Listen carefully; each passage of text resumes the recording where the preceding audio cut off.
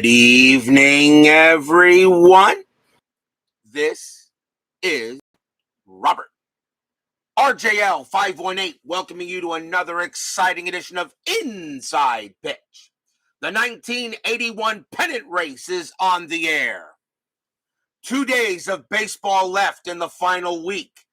Today's date is October 3rd of 81. We are at Riverfront Stadium for a big matchup in the National League West between the Atlanta Braves and the Cincinnati Reds. Let's take a look at the standings. In the American League East, the Boston Red Sox and the New York Yankees are right now tied for first place in this division. The way things are going, we may have to play a division title game possibly if these remain tied for after the end of the season. The Detroit Tigers are definitely in third, and they will remain there. They are right now the number 5 seed in the league. The American League West, where all the action is still yet to unfold. Oakland has already clinched the division and home field throughout the entire playoffs. The Rangers have not clinched yet. A win by the Rangers today. They have a 1.5 game lead on the White Sox and California. A win by the Rangers today in any way, or a loss by the White Sox loss by the White Sox, the Rangers will clinch a playoff berth. Kansas City and the White Sox are tied. This could be very interesting in tonight's ticker. The California Angels are on life support. A win by Kansas City or a loss by the Angels, they are out. Kansas City, however, tied with the White Sox. We may possibly have an American League West doubleheader tomorrow night. National League East, the Philadelphia Phillies, their magic number is 1. They could not clinch the division last night.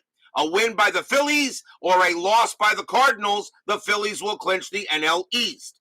The Cardinals cannot do any worse than second. The Pittsburgh Pirates have clinched third, and they will be going, looks like, on the road for the wild card playoff game.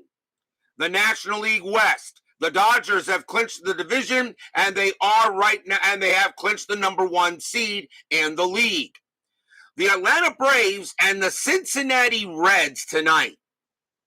The Braves have actually lead our second place by percentage points.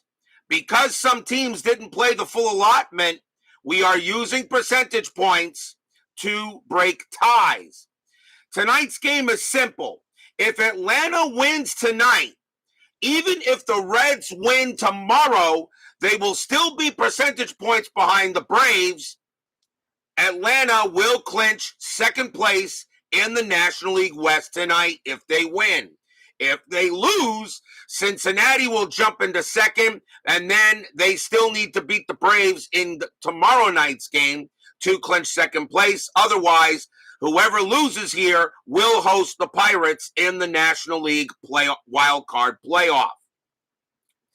In case of seeding, however, the Braves are 4-2 on the board. The Reds are 3-2 on the board.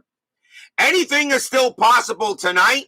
As you can see already who's in the playoffs. So Philadelphia, the Cardinals, the Pirates, the Dodgers, the Braves, and the Reds are in the National League playoffs. They are in. The Houston Astros were eliminated yesterday. That is the first time in any of my replays, the Astros did not make the postseason. But what can happen out here with the Boston Red Sox and the Yankees? Well, we'll see what 10-minute ticker decides tonight, and then we'll see what games we will be playing tomorrow night when we get to it. Meanwhile, let's take a look at tonight's fans. BB Steeler fan, 1933. Brandon Baker and Sean, 1113, join us here at Riverfront Stadium. So pretty simple for the Reds. They must win tonight to have a shot at getting second place in the National League West. If the Braves win tonight, they will clinch second place no matter what, because the Braves will have percentage points over the Reds, even if the Reds beat the Braves tomorrow night. So Let's take a look and see what happens here. Atlanta historically won this game. The Braves, four runs, 9 hits, and no errors. Cincinnati, 3 runs, 9 hits, and 2 errors. Not a good game for the Reds. Seaver did pitch this game, but he did not get the loss. That went to Tom Hume. So Seaver's 14-2 record was not affected by this game. So are we all set and ready to play? And we could have a possible doubleheader tomorrow night. And to finish off the season, there is, however, one more game that was done on the schedule. And it was October 5th. The Kansas City Royals played the Cleveland Indians for some odd reason. I don't know why that game was played. If Kansas City does clinch a playoff berth tonight, that game is meaningless. I will not roll it, and I will just 10-minute ticker it after tomorrow night's doubleheader. So let's get started, shall we, guys? It's a big game here at Riverfront.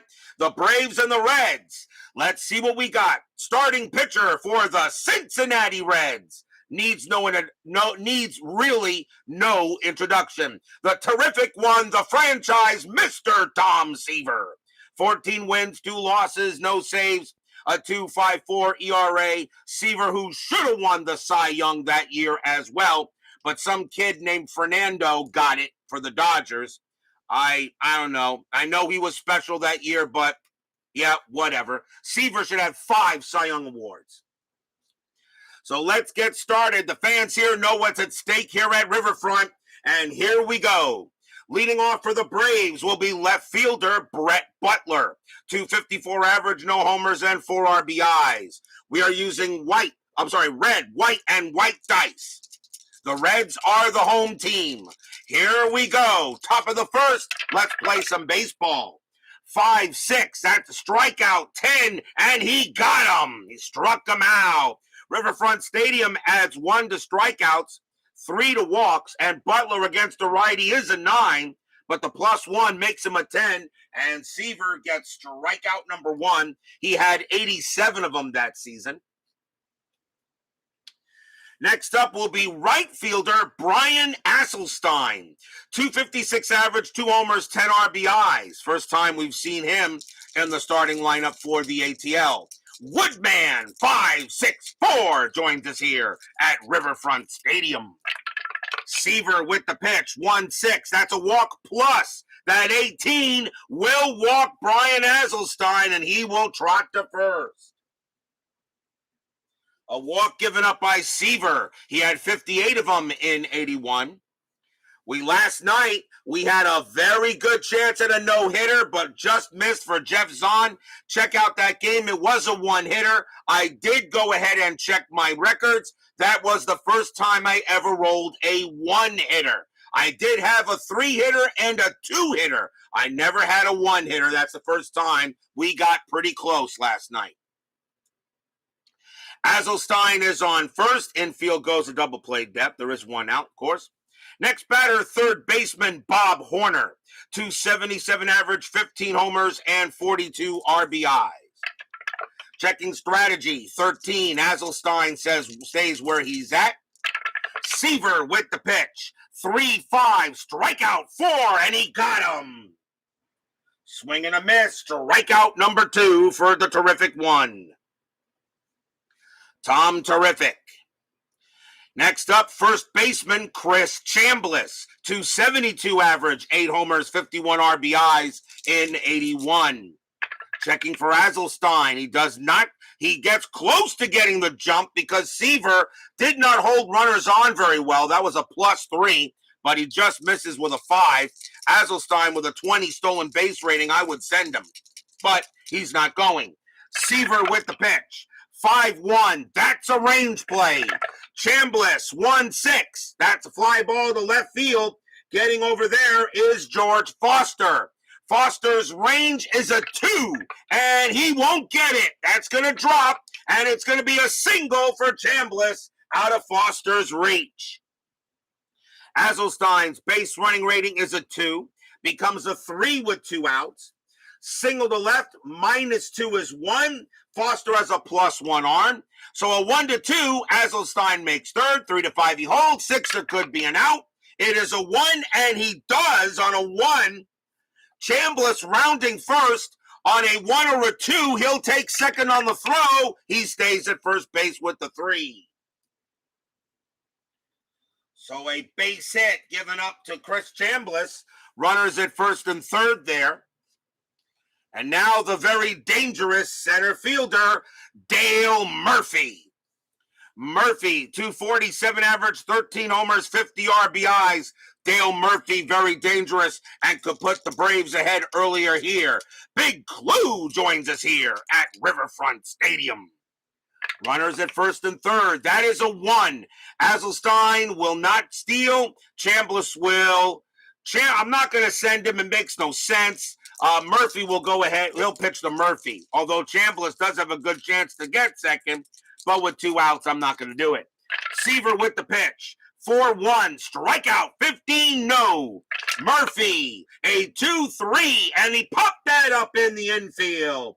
That's going to be a pop out to short. Concepcion ranges into shallow outfield, but he will make the catch and retire the side. No runs and a hit for the Braves. They threaten early, but Seaver shuts them down. And we will go to the bottom of the first inning. Only 2 pitchers in baseball history with over 300 wins, 3,000 strikeouts, and an ERA under 3. Walter Johnson and Tom Seaver. And Walter Johnson pitched during the dead ball era. So that's his excuse. Tom Seaver, in my opinion, top 5 pitcher in baseball history. Period. We go to the bottom of the first. Starting pitcher for the Atlanta Braves is Rick Mahler. 8 wins, 6 losses, 2 saves. A 2.80 ERA. Mahler could be very interesting in the playoffs for the Braves.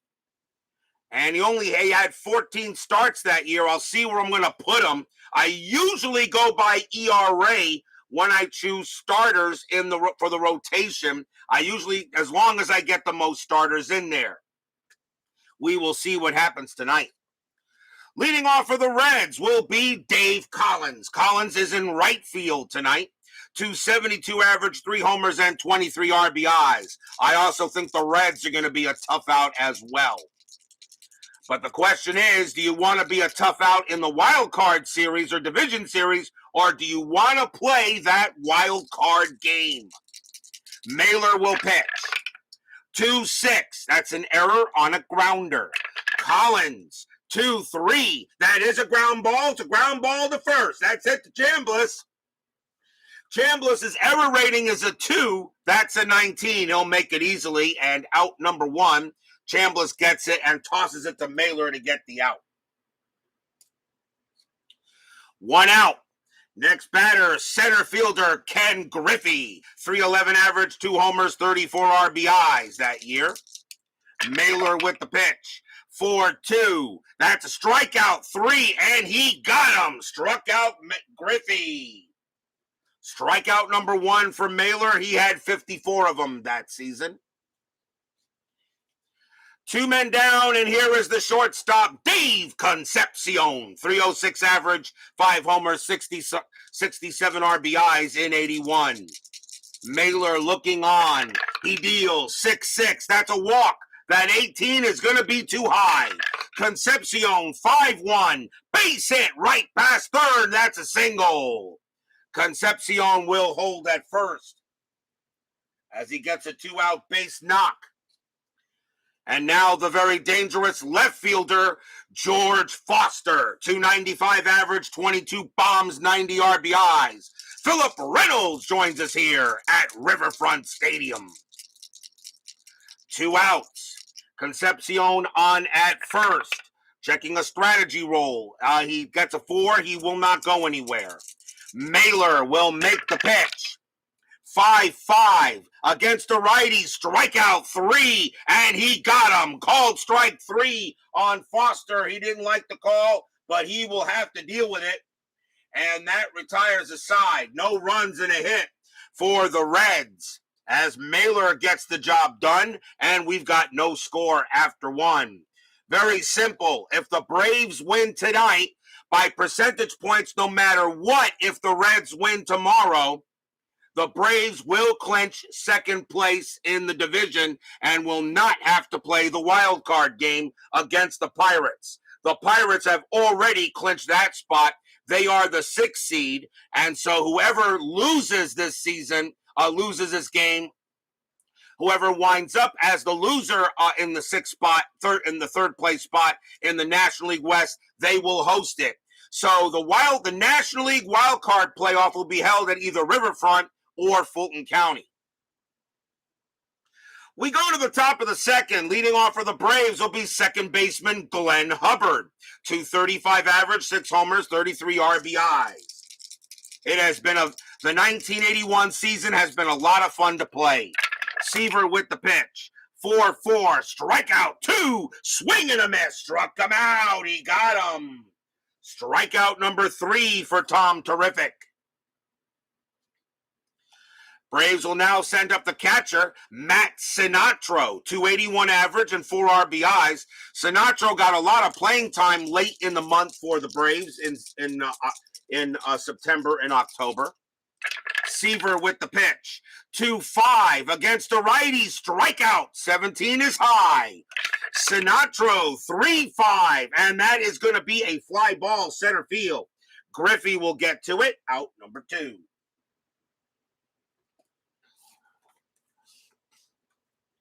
Two outs. And now we'll see the shortstop, Paul Runge. .259 average and 2 RBIs, a September call-up for the Braves. And he definitely got a lot of playing time for the ATL at the end of the year. The terrific one, 6'4", that's at the park. Riverfront Stadium says 6'5", and that's going to be a base hit for Runge. Into center field, that will be a single. Collected by Griffey, he will toss it into first. So Runge goes to first, and we'll see the pitcher, Rick Mahler, 148 average that year in 81 as a hitter, and he had a couple of RBIs. Is Runge doing anything? Nope. And Seaver does have a chance at pickoff. He didn't have many of them, though, in 81. Seaver with the pitch. 2-1. Walk plus 11. Yes, he walks the pitcher. Seaver walks the pitchers. Mahler is a 0, but you add 10 to that, makes him a 10, plus 3 from Riverfront makes him a 13. That's an 11, and Seaver walks Mahler. And the crowd can't believe it. That is the second walk issued by Seaver, and that allows Butler to come up here to see if he can get the Braves on the board. And that is a 20, though. Seaver turns around, fires to get Runge at second. The only way he gets him is on a 1. No, he gets back. Now Seaver will go ahead and make the pitch. Seaver 1-6. Again a walk plus. That 9 will walk Butler, and the Braves are bases loaded. Seaver having some control issues here. And the bases are loaded for the Braves. Another walk issued by Seaver. Third walk issued by him. And now the batter will be Aselstein. Azelstein walked as well. Jeff Gotts joins us here at Riverfront Stadium. Bases loaded. Top of the second. Seaver in some trouble. Aselstein will have to he can make a big hit here and put the Braves on the board. Seaver with checking the strategy roll. Nothing on there. Seaver pitches 4-3, and he will get out of it. It's an automatic out, and it will be a fly ball to center field. This time Griffey will get to it, and he will make the catch, and that will retire the side. No runs, 1 hit, a couple of walks, but the Braves strand the bases loaded as they can't get him in.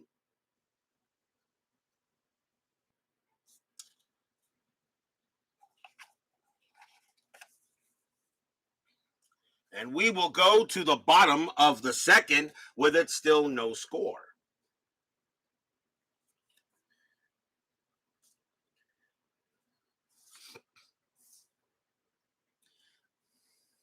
We go to the bottom of the second. Leading off for the Reds will be the first baseman, Mr. Johnny Bench. 309 average, 8 homers, 25 RBIs. I think the Reds could be very dangerous in this 81 playoffs. Could be very interesting. Mahler, 4-1. That's a blank. Bench, 4-2. That's a fly out the left. Out number 1. One man down. And now we will see third baseman Ray Knight, 259 average, 6 homers, 34 RBIs. Future world champion Met Ray Knight, by the way. Mahler with the pitch in 86. 3-5, that's a wild pitch, ball 1. Mahler, 6-1, strikeout 12, that's too high. Knight will swing, 5-2, and he pops that one up. That's going to be a pop out to third for the second out.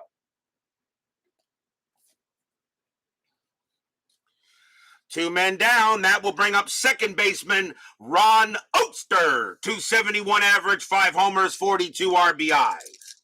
Mahler settling in and make the pitch. 3-3. That's at the park.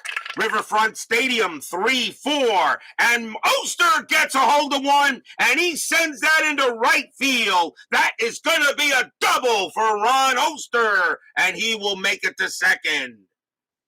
A 2-out double for Oster.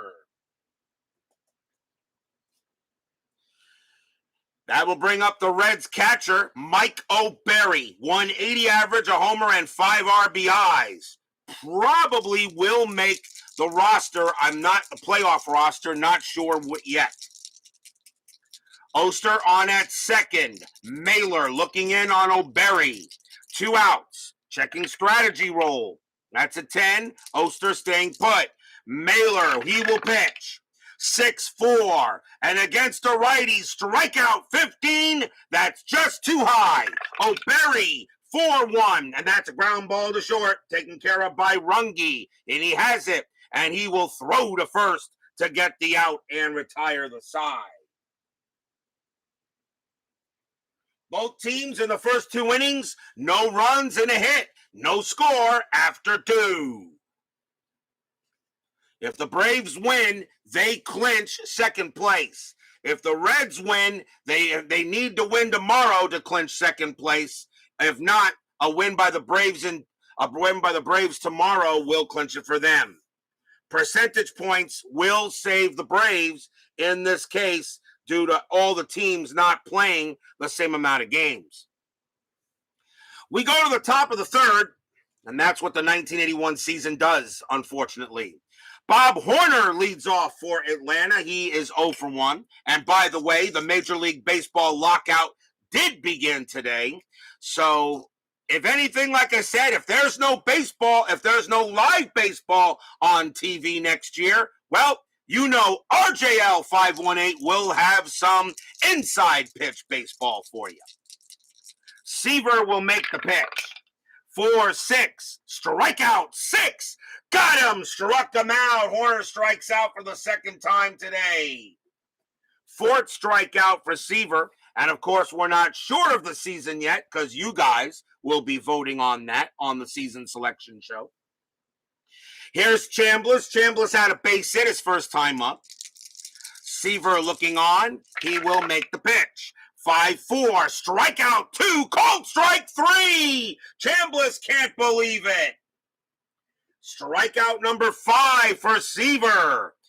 Chambliss thought the ball was a little high. The umpire says, no, you're high because you're smoking something. Get back to the bench. You're out. 2 men away. And now here is Murphy. Murphy is 0-1. 2 outs here, top of the third. Seaver looking on for Murphy. Now here comes the pitch. 6-6 against a righty. That's going to be an automatic out. And it will be a fly ball to right field. Collins gets to it, and he will make the catch to retire the side. 1, 2, 3, go the Braves. As we go to the bottom of the third in this very big National League West matchup. Nearing the end of the year here in the 1981 season. And yes, I said I had a lot of fun. I'm looking forward to see what will be next. Bottom of the third. Tom Seaver leads off, and he batted 200 for the Reds as a hitter. So Seaver, the pitcher, becomes Seaver, the hitter. Mahler, 4-1. That is a blank. Remember, Seaver did have a home run in one of the games we did with him. Seaver with the bat will swing 1-2. He's not getting a home run there, though. That's just going to be a lazy fly ball to left. And out number 1. But yes, Seaver did have a home run in one of the games we did with him. One man out. Here is Collins. Collins is 0 for 1. Mahler will settle in and make the pitch. 3-5, wild pitch, ball 1. 1-5. Against the switch left, that is a blank. Collins will swing the bat, 3-6. And against the right-handed pitcher, it's going to be a base hit right down the line. It passed first. It's a single for Collins. Collins gets himself a single. He will hold at first. And a fast runner on base for the Reds. It will bring up Griffey. Griffey is 0 for 1. Infield a double play depth. Collins is a threat to steal. That is a 3. He gets the jump. 14 plus 0 is 14. And the catcher, Sinatra, a -1 of 13. I'm going to let Griffey swing because Griffey hits 311. I will not send Collins. Mahler will pitch. 6-3, that's a blank.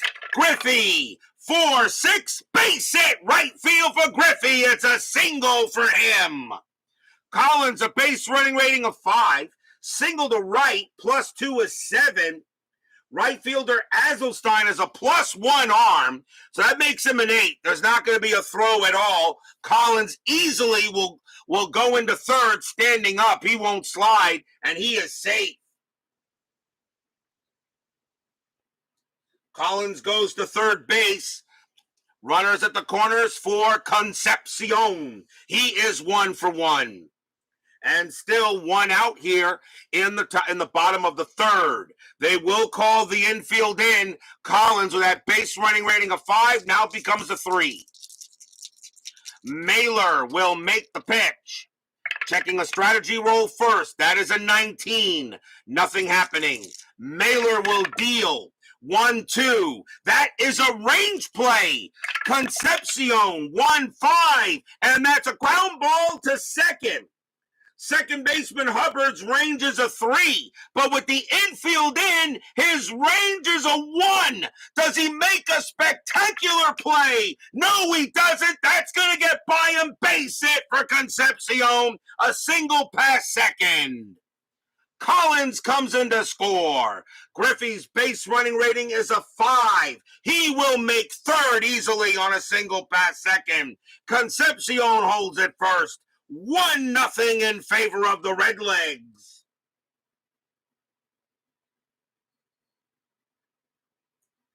Third consecutive base hit. And the Reds lead 1-0 on an RBI single by Concepcion. And now here's Foster. Foster is 0 for 1. The infield will still remain in. They're only down 1-0. The Braves do not want any more runs. Checking a strategy roll. That is a 3.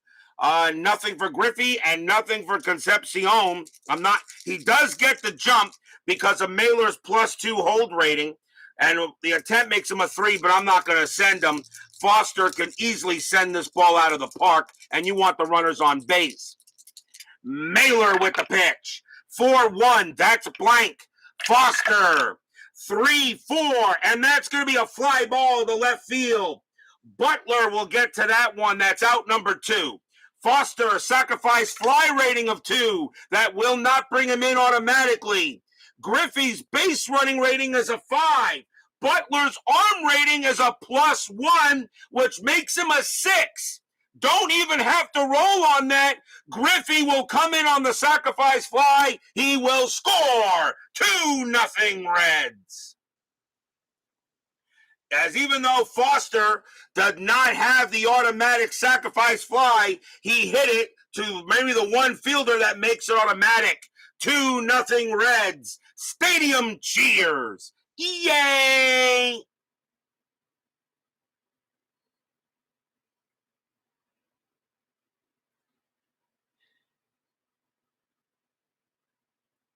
A fly out to right. Now there are 2 outs. Reds now have a 2-0 lead, and the batter will be Bench.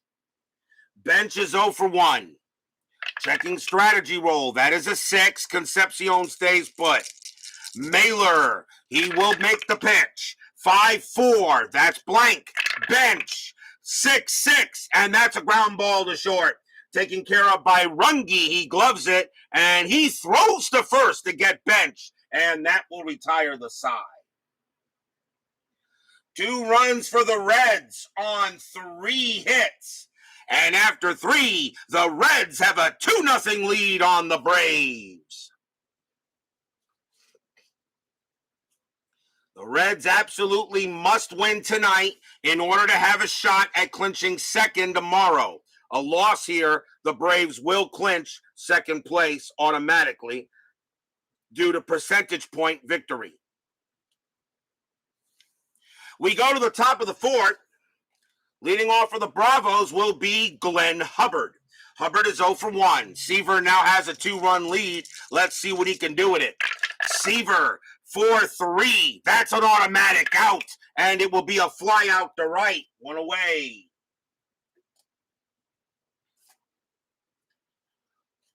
One man down, and now Sinatro. Sinatro is 0 for 1. Matt Sinatro did it his way. Okay, not Matt Sinatra, but whatever. God, I'm turning into Dave at baseball demos. You guys got to help me, guys. You got to help me. I don't want to turn into baseball demos.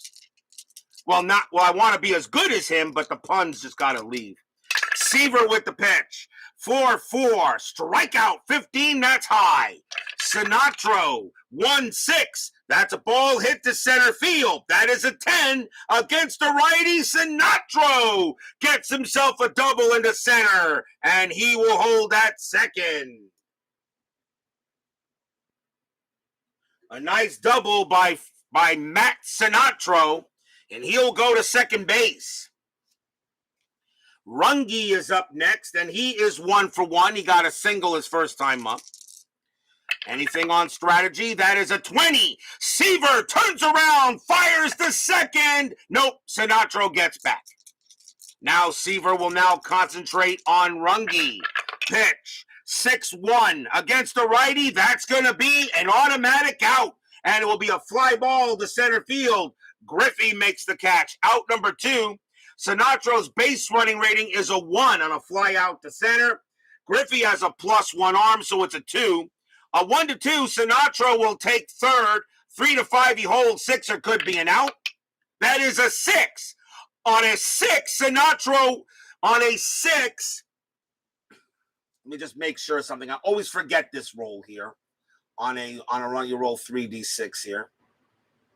Yeah. On a 6, there could be an out again. It is a 3. Sinatro decides to hold. So not going to happen there. So a fly out to center. Sinatro was thinking of going to third, but he turned around and went back to second. And there are 2 outs. Mahler is the next batter. And he walked his first time up. Seaver walked the pitcher in that time. 2 outs. Anything happening with Sinatro? Nope. Seaver, 2-3. That's going to be a pitcher result. Mahler, a righty, a 1-10's an automatic out. He got the 10. That'll do it. And that is going to be a ground ball to second base. Oster's got it, and he will throw to first, and that will retire the side. No runs, a hit for the Braves. They are So far, Seaver having a pretty good start. He did have some walks, but he is getting out of the inning. He's not giving up the runs. We go to the bottom of the fourth.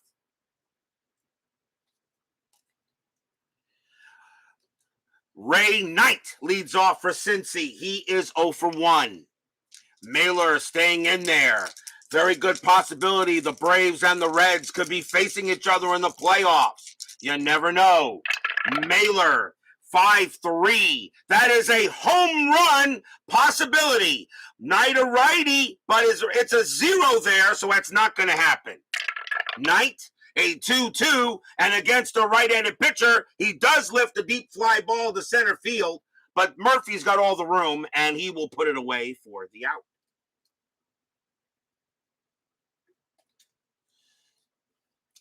Next up is Oster. Oster got a double his first time up, so he's 1 for 1. Mahler with the pitch, 4-4. That's a walk plus. That 20 will walk him. Even on a 20, he walks Oster. Because it's a walk plus, becomes a 22, plus 3 is 25, and Oster will trot down to first. O'Berry is up next. He is 0 for 1. With the pitcher due up, I'm probably not going to bunt with him. I'll probably let him swing. Infield at double play depth. Anything on Strat, that is a 14. Oster stays put. Mahler, he will make the pitch. 3-4, that's a blank. Can O'Berry come through with a hit? 3-5, no. It's a ground ball to third. That's picked up by Horner. Let's see if they get the twin killing. 2-0-3. Second base, Hubbard, a 0 arm, a 0 pivot rating. A 1-3, it's a double play. It is a 4. Oster will be thrown out at second. O'Berry gets to first, and that is out number 2. Fielder's choice for O'Berry. And now Seaver. Seaver is 0 for 1. Seaver did hit a home run this year in the actual season, in the actual real-life season, and in one of my games. How about that? Seaver actually came through with the homer. 2 outs. Anything happening with O'Berry? No. Mahler will concentrate on Tom Terrific. Mahler, 4-2. Strikeout 3, and he will get Seaver with that easily. And that is strikeout number 3 for Mahler, and that will retire the side. Reds are leading 2-0 after 4. That is your score. I made a rhyme.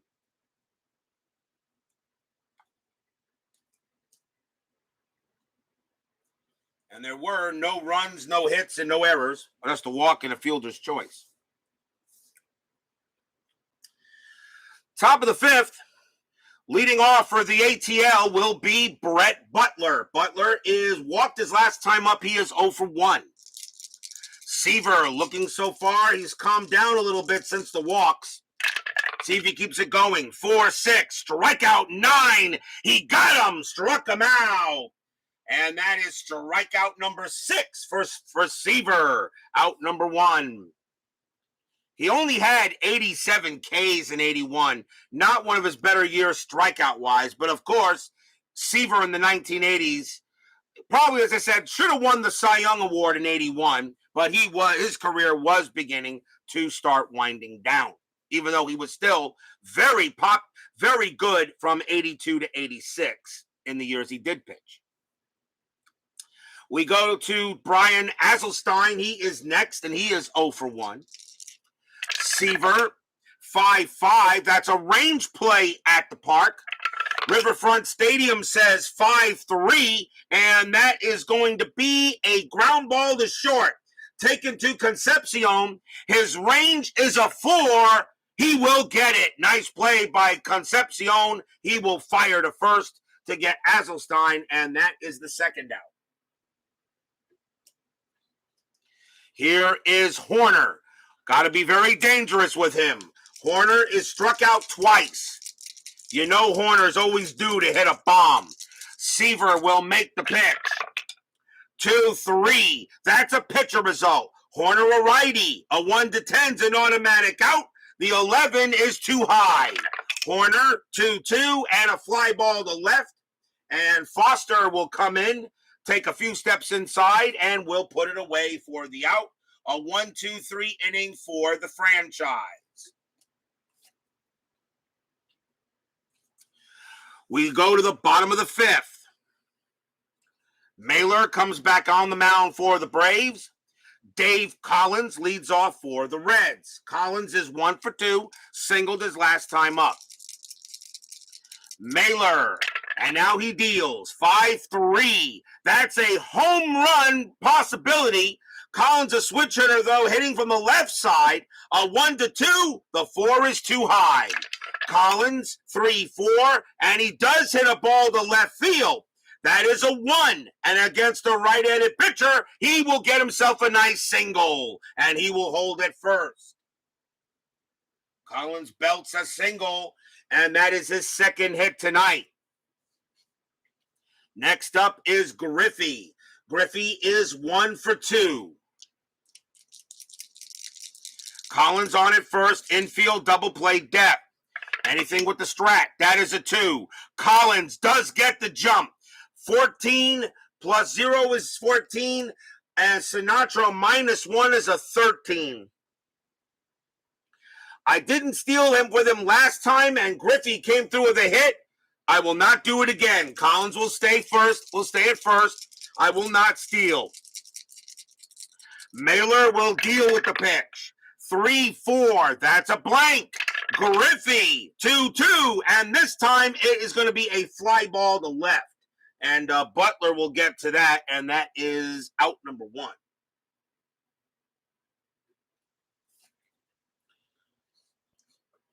Concepcion will bat. Concepcion is 2 for 2. He has 2 singles tonight. Collins this time does not get the jump. He'll stay put. Concepcion hoping to get a big hit here on Mahler. The Reds lead 2-0. The Braves historically won this game 4-3. Mahler, 5-2, walk plus 8, ball 4. Concepcion will trot down to first. A walk by Mahler. Now runners at first and second. The Reds are in business. That is the second walk issued by Mahler. And now here comes the very dangerous Foster. Foster is 0 for 2. You know he's due to hit something. Infield still at double play depth. That is an 18. Collins stays put at second. Mahler knows that the Braves a win here. The Braves clinch second place and will avoid the wild card playoff. Mahler will make the pitch. 3-6. That's a pitcher result. Foster a righty. A 1-6 is a single up the middle. The 17 is high. Foster 3-3. That's a ground ball to first. That's picked up by Chambliss. Let's see if they turn 2. 3-0. Shortstop is Runge. He has a 0 pivot. A 1, 2, or 3. It's a double play, and they got it. First base to second base, back to first, double play, inning over. Foster grounds out into the 3-6-3. No runs, a hit for the Reds. They hold on to a 2-0 lead here over the Atlanta Braves. Second place on the line in the NL West. The Dodgers have already won the division, and the NLCS does go through LA. That is, of course, if they get to it. You never know how the playoffs are going to go here on RJL 518. For those of you who don't know much about how my playoffs go, check out my playlists for 1994, 1985, and 1976. And I have a very funny feeling 1981 is going to be just as crazy as the other 3. Top of the 6th, Chris Chambliss leads off for the Braves, and he is 1 for 2. Seaver, he will deal it. 5-1, range play. Chambliss, 6-4, and that is a ground ball to short. hit to Concepcion. His range is a 4. That is a 1. He gloves it easily. Pretty much did it with his eyes closed. Throws to first. Out number 1. Nice play by Concepcion. A ground out to short. Here is Murphy. Murphy is 0 for 2. The last couple of games we did, the Braves, Murphy had good games. Seaver is shutting him down so far. Seaver 1-5 against a righty. He'll shut him down again. That's an automatic out. And it will be a fly ball to center field. Griffey near the track, but he's got plenty of room. Out number 2.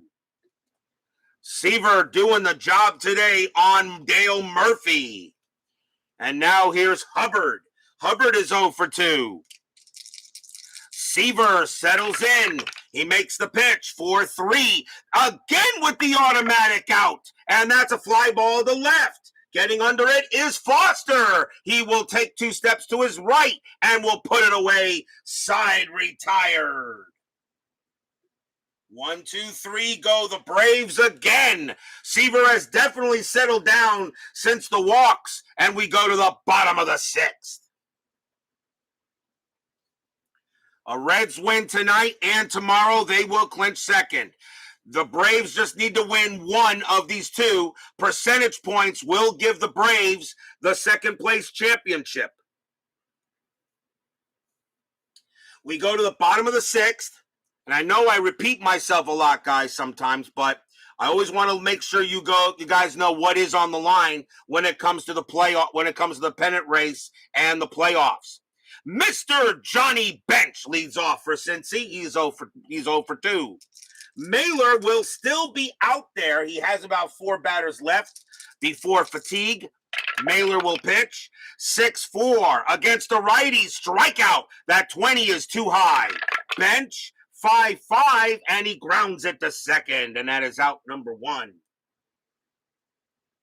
So I do apologize for repeating myself, guys, but, just want you guys to be sure. Here is Knight. Knight is 0 for 2.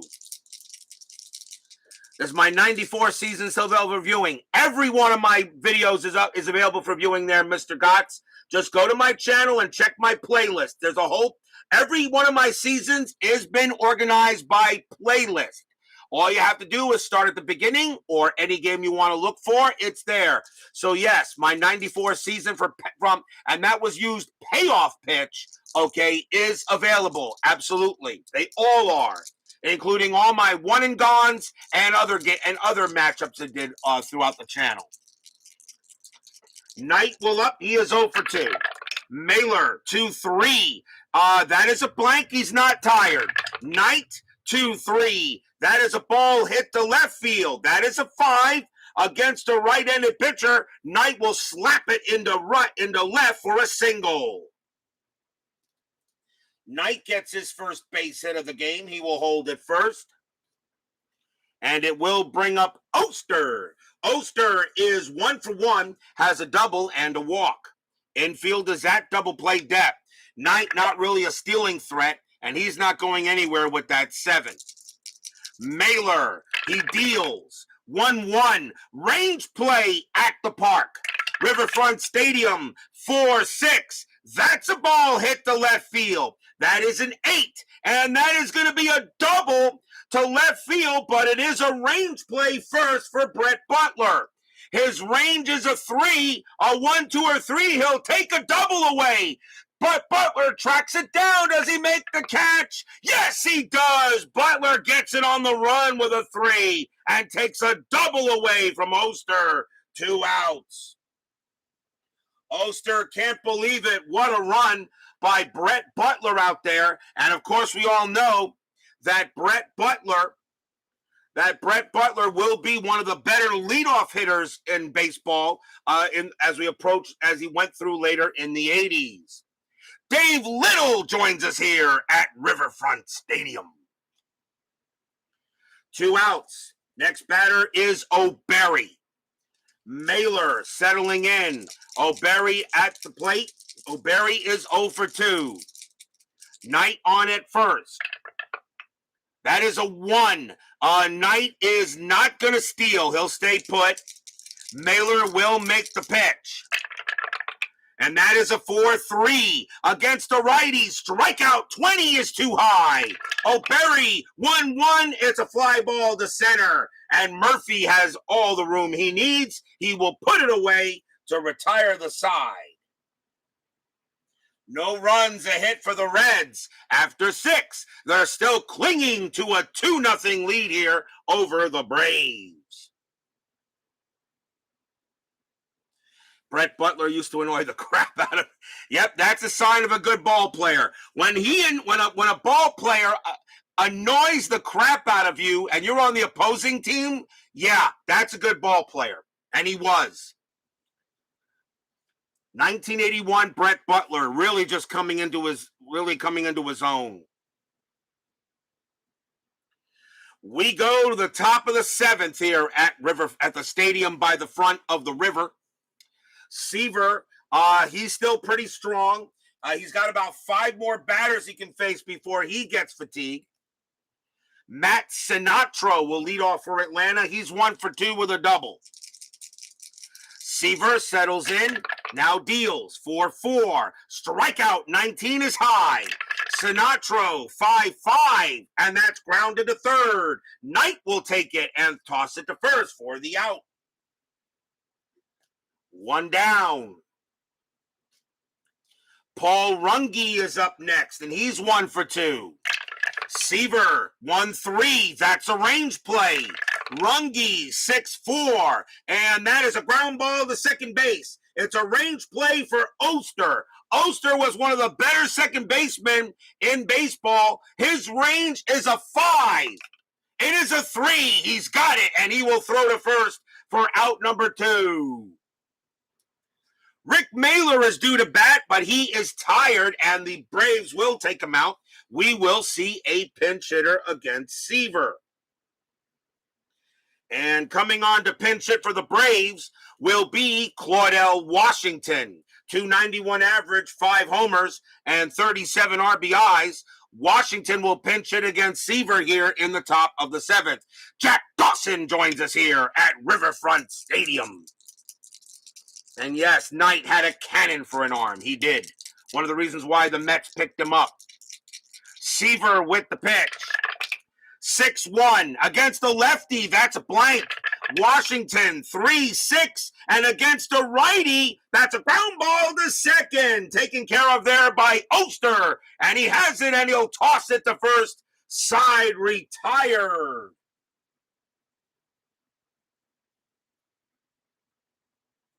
One, two, three, go the Braves. As Seaver is doing the job tonight. And we are at the 7th inning stretch. Sing, take me out to the ball game. I'll be right back.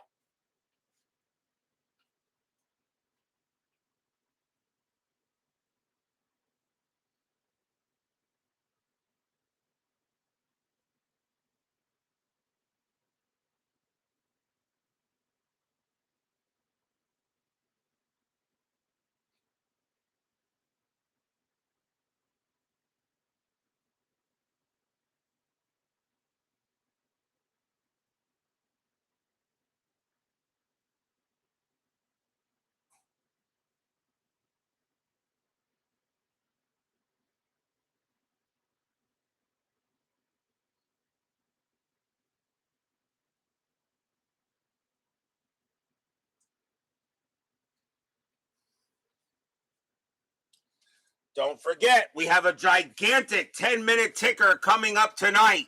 It could decide many of the playoff races.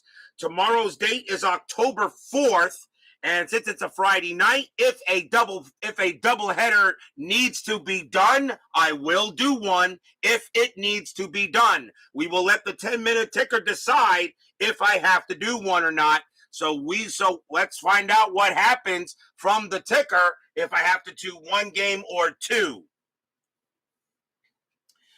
Bottom of the 7th, the Reds lead 2-0 here on the Braves.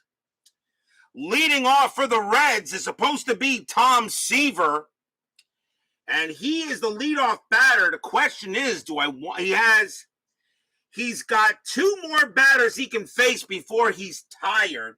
But the 2 batters that are up for the Braves are lefties. I'm really going to have to do this. I'm thinking if I take... Now, the thing is the Reds lost this game, but it wasn't because of Seaver. BB says let him bat. Okay, he will bat. BB has made the call for his Reds, and Seaver will bat. The Reds lost this game historically, but not because of Seaver. Hume took the loss that game. So the Braves, let's see, a righty, a switch, and a left. Let's see who the Braves are going to bring on to pitch. And let's see. Yeah, they'll go with the old standby. Coming on to pitch for the Braves will be Gene Garber. 4 wins, 6 losses, 2 saves, a 2.61 ERA. Garber will become the second Braves pitcher. Gene Garber against Seaver. Bottom of the 7th. BB says let him bat. Garber, 3-4. That's a blank. Seaver, 2-6. And that's going to be a base hit for Tom Seaver. BB calls it right. Seaver gets himself a single pass short, and he is on first. Oh, BB makes a good manager call there. Probably the first time he ever did that in the chat. And Seaver goes ahead and gets a base hit. I thought it was Frank's greatest song. Very good year. Seaver on at first. That will bring up Collins. Collins is 2 for 3 with 2 singles.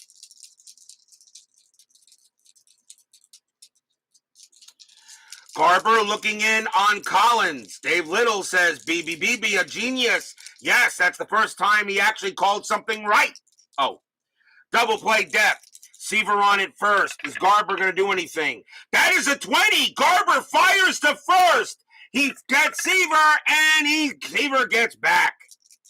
Seaver dusts himself off and looks at the umpire, says, hey, I'm a pitcher. I'm not supposed to be dirty. We'll find out, BB. I can't promise it. Let's see how it goes. I can't promise it. Garber will make the pitch. 1-5. That's an error on a throw. Collins, 4-1. And that's going to be a ground ball to short. It's picked up by Runge, but that's not who you wanted hit to if you're the Braves. His error rating is a 20, and that's going to be a throwing error. It's an error on a throw. Runge definitely makes an error. Now the question is, where did he throw the ball? Collins a double play rating 2, 1, 2, and second base was Hubbard. So let's see what it would have been. A 1 or a 2. Okay, so it would have been a double play. They would have guided. So the throw goes to second. It is an error on a throw. Hubbard's range is a 3. Does he prevent the ball from getting past him? Yes, he does. A throw by Runge, and he gets Hubbard off the bag. Everybody's safe. Error on Runge. That's an E6. First error on the Braves. They did not have an error in the game historically, and they have one here. Runners at first and second. Garber now can't believe it. Seaver gets a base hit, and Collins gets help with an error. And now the batter is Griffey. Griffey is 1 for 3. 2 outs. I'm sorry, nobody out. Nobody out. Garber in trouble here. Reds trying to get some insurance runs here in the bottom of the 7th. Checking Strat. That's a 20. Garber again turns around, fires to get Seaver. Nope, Seaver gets back on an 8. Now Garber will try now to pitch to Griffey. Griffey is 1 for 3. Garber, 5-6. That's at the park. Riverfront Stadium, 2-4. And that is going to be a ground ball to second base. Let's see if this is a double play. 2, 1, 2.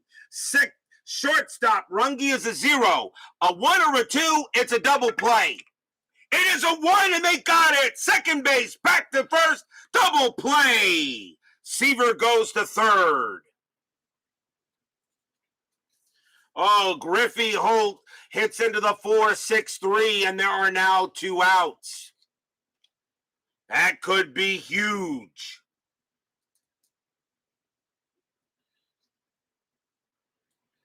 Four-6-3 double play. Now it's up to Concepcion. Seaver on at third. Concepcion is 2 for 2. 2 singles and a walk. Garber, this time he doesn't get to 20. He'll not worry about Seaver. Concepcion, Garber with the pitch. 4-1 against the righty. Strikeout. 19 is high. Concepcion, 6-1. And that's going to be a ground ball to short. The Braves are going to get out of it. Runge doesn't make an error this time. Throws to first. Side retire. The Reds cannot take advantage of it. No runs. 1 hit and 1 error. After 7, the Reds holding on to a 2-0 lead. Second place on the line. Wild card playoff or division series is on the line. What can happen? What will happen here on RJL 518? Top of the 8th inning. BB wanted Seaver to pitch. We'll keep him in there. We'll see how long he can go. Brett Butler leads off for the ATL, and he is 0 for 2. Seaver has 2 batters he can face before tiring. Seaver with the pitch. 1-4. Strikeout 1. Got him. Struck him out. He gets Butler again. And that is strikeout number 7 for the terrific one. Now the batter is Aselstein. A .256 average he'll hit. Aselstein is 0 for 2 with a walk. Seaver gets settled in there, and he will make the pitch. 5-2, wild pitch, ball 1. 4-1, strikeout 11, that's high. Aselstein, 5-6, and Aselstein laces a double into center field. That's going to bounce off the wall, and Aselstein will go to second. A 1-out double by Aselstein.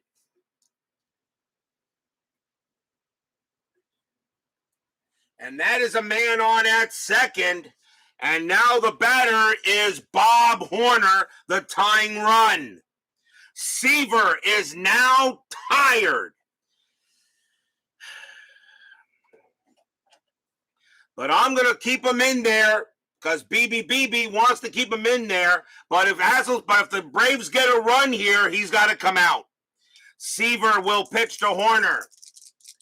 Horner is 0 for 3. He has struck him out twice and flown out. 1 out here, top of the 8th. Checking, am I rolling a strategy? Yes, I am. That is a 9. Aselstein will stay put. Seaver makes the pitch. 3-2. And that is, oh no! 3-2 against a right-handed pitcher. That's a home run chance. Horner against the righty. That's a 20. Kaboom! That ball is high. That ball is at deep to right field. Collins is going to run out of room. It is gone. 2-run bomb by Bob Horner. Oh my! Horner does it for the Braves. This game is tied. Stadium barfs. Blah. Tom Seaver makes a ginormous fat pitch. Horner's eyes went wide open, and he thought it was his birthday, and he just sent that one pretty much at least 8 or 9 rows back. That is gone. We are tied at 2. And now the batter is Chambliss, and that is it for Seaver. Seaver does have to come out. They've got to go to the bullpen. One out here in the top of the 8th, tied at 2. They're going to go with a right-hander here. And let's see who it's going to be. Even though Chambliss is a lefty. But I think, well, actually, you know what? I'm going to bring in the lefty. I'm going to go with Joe Price. Price, 6 wins, 1 loss, 4 saves, a 2.52 ERA. They will go with Price, and he will be the second Reds pitcher. Fans here at Riverfront can't believe it. Price will make the pitch to Chambliss. The Braves have tied this game up. Price, 4-3 against the lefty. That's a blank. Chambliss, 5-6, and he pops that one up to first. That's going to be a pop out to first, and that is out number 2. And now here is Murphy. Murphy is 0 for 3. Price has to be careful with Murphy. Has to be careful with Murphy. Murphy hits pretty well against lefties, though. Only, however, in terms of home runs. Price has just got to stay away from it. The pitcher is not due to bat yet. The thing is, do I want to go with Moscow? I don't want to bring in Hume because Hume is the closer. And right now, we're in the 8th inning here.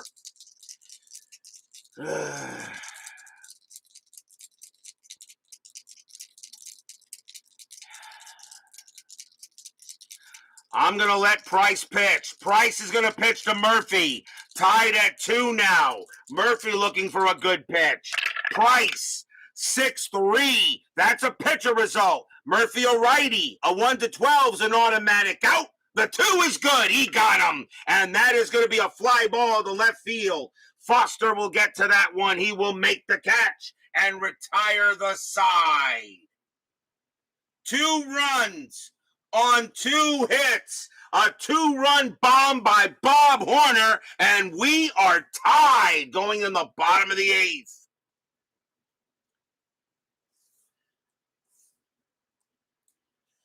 The Reds need this game more than the Braves do. The Braves know they need just to win today or tomorrow night to clinch second.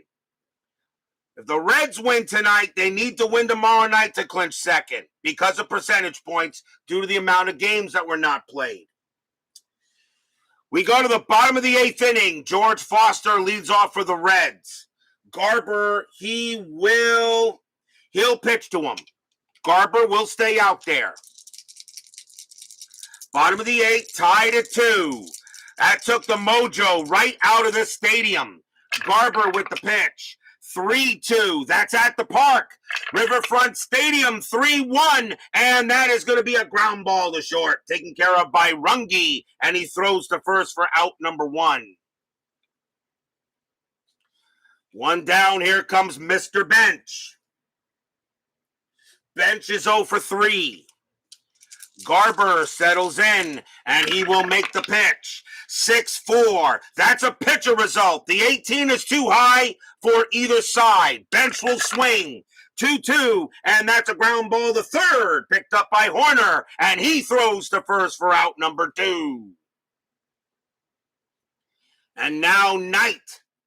Knight is 1 for 3. Singled his last time up. Garber, he'll settle in and he will pitch. And that is a 6-3 against a righty. It's blank. Knight, 3-3. And it's a base hit to right field. Knight keeps the inning alive with a single. Knight will hold it first on a base hit. Second hit of the game for Knight. And the batter now is Ron Oster. Garber is now tired. And will they let him pitch to Oster? Yes, they will. Oster hits lefties just a little bit better than righties. Garber will pitch to Oster. 2 outs, bottom of the 8th. Reds fans hoping someone can come through with a big hit. Pitch coming in. Check. Am I still rolling the strategy roll? That is a 1. Knight's not stealing. He'll stay put. Garber with the pitch. 1-4. And against the switch left, that's going to be an automatic out. And it will be a ground ball to second base. Up with it is Hubbard, and he will throw to first to retire the side. No runs, a hit for the Reds. We are now tied at 2 after 8.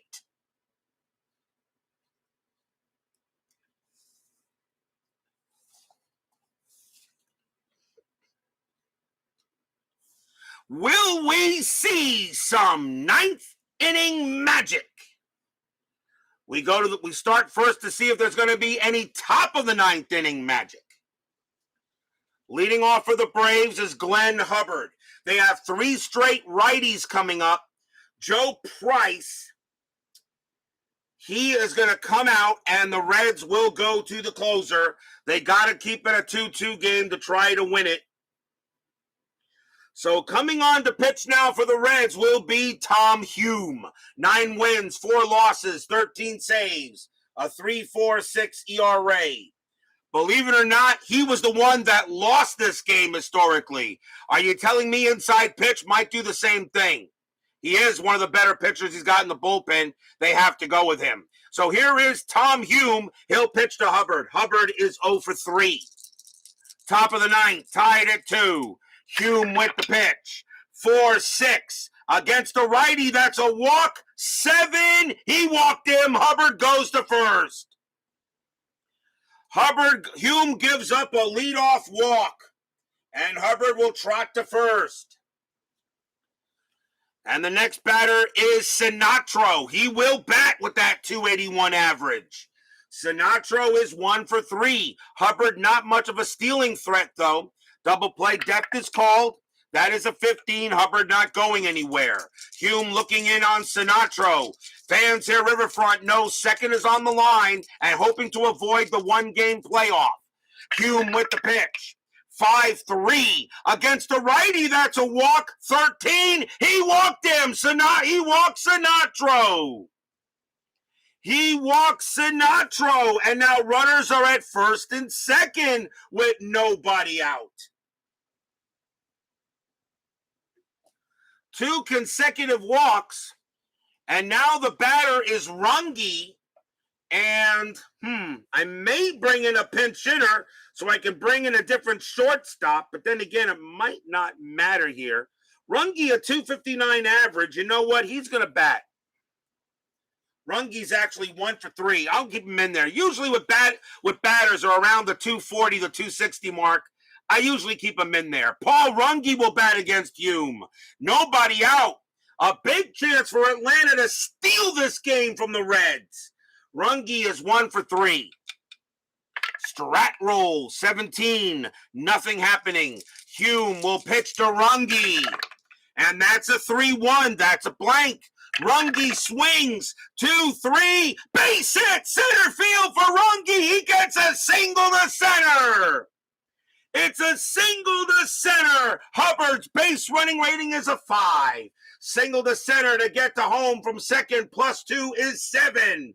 Griffey, a +1 is 8. There's not going to be a throw home. Hubbard will come all the way around from second. He scores. Sinatro, base running rating a 3. Single to center, -1 is 2. Griffey +1 is 3. A 1-3. Sinatro makes third. 4-5 he holds. 6er could be an out.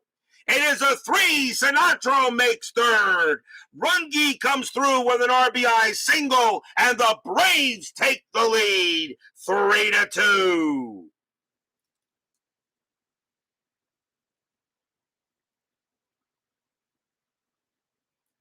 Stadium and Reds fans in the chat barf. Blech. Matt Sinatro gets on base and Runge hits him home. It is now 3-2 Braves, as Cincinnati just could not hold it. Gene Garber due to bat. We'll see a pinch hitter for the Braves. It can be anybody. It is the 9th inning, so anyone can come up to bat. Doesn't have to be handedness. So coming on to pitch for Atlanta will be Ken Smith, a 333 average. He will bat. Runners at the corners, still nobody out. They didn't call him Boom Boom Hume for no reason. Ken Smith against Hume. No one out. The Reds will call the infield in. They've got no choice. Now Hume will pitch to Smith. That's a 5. Nothing happening on Strat. Sinatra stays put. Hume looking in. He makes the pitch. 1-5. That is a home run chance, but Smith has zeros right there. So that's not happening. Smith, 1-1. And that is going to be a fly ball to left field. Getting under it is Foster. He will make the catch for out number 1. Smith has no sacrifice fly chance. So now Sinatra will have to try to do it on his own. Base running rating is 3. Foster +1 is 4. A 1-4, Sinatra scores. 5, he holds. 6, there could be an out. It is a 3. Sinatra has the speed. He comes home. The throw is not going to be in time. Sinatra scores. 4-2 Braves. Stadium groans.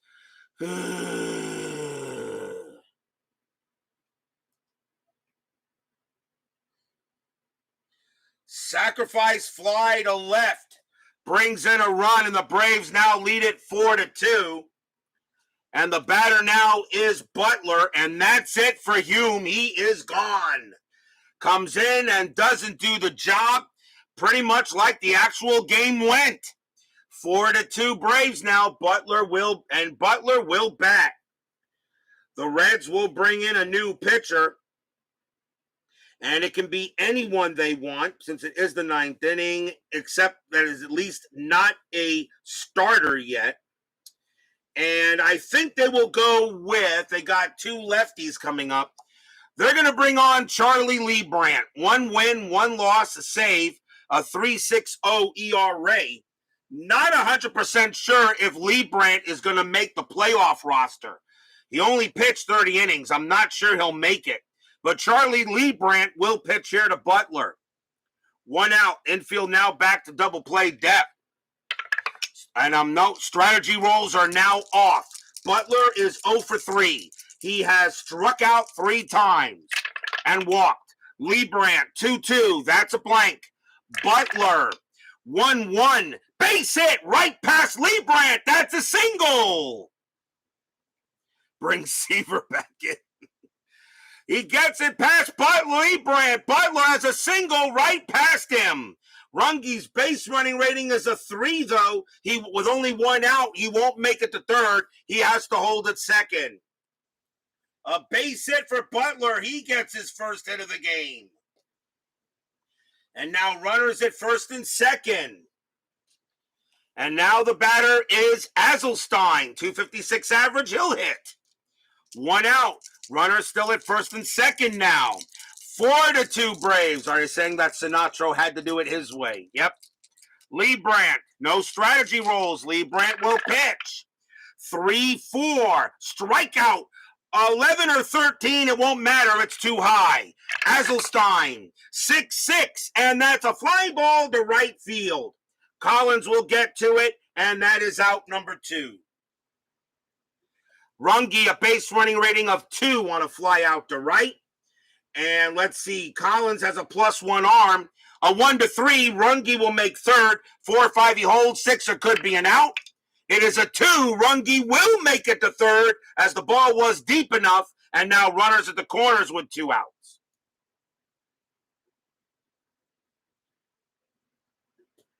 And now here is Horner, and he gets some boos from the crowd. Horner, a big 2 RBI home 2-run bomb that tied the game up, and the Braves offense is now doing the rest as the Reds bullpen implodes. Horner, he is 1 for 4. Leibrandt, and let's see what he wants to do. They're going to let him pitch. It doesn't matter what arm. And Leibrandt did not give up any home runs at all. in 81. They're going to let him pitch to Horner. It really doesn't matter. 2 outs. Boos from the crowd. Yes, boos from the crowd there, Matt. Riverfront Stadium now up in arms. Strategy rolls off. Lee Brandt, 1-4. Strikeout 17. That's high. Horner, 3-5. And it's going to be a ground ball to third. Picked up there by Knight. He has it. And he throws to first. Side retired. We had some ninth inning magic. 2 runs on 2 hits, 2 walks, a sacrifice fly. And the Braves now take a 4-2 lead into the bottom of the 9th. But now will we see some bottom of the 9th inning magic?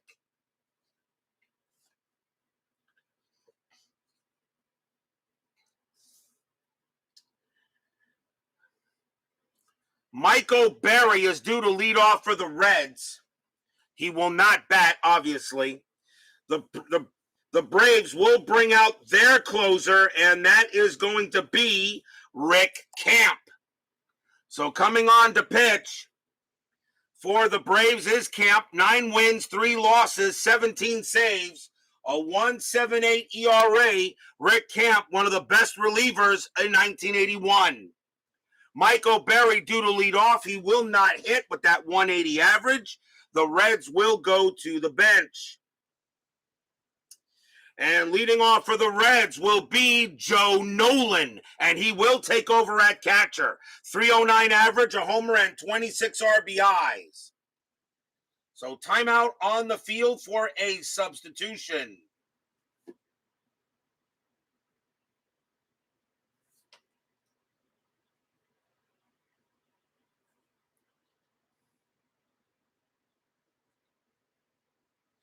So here is Joe Nolan, and he will come up to bat.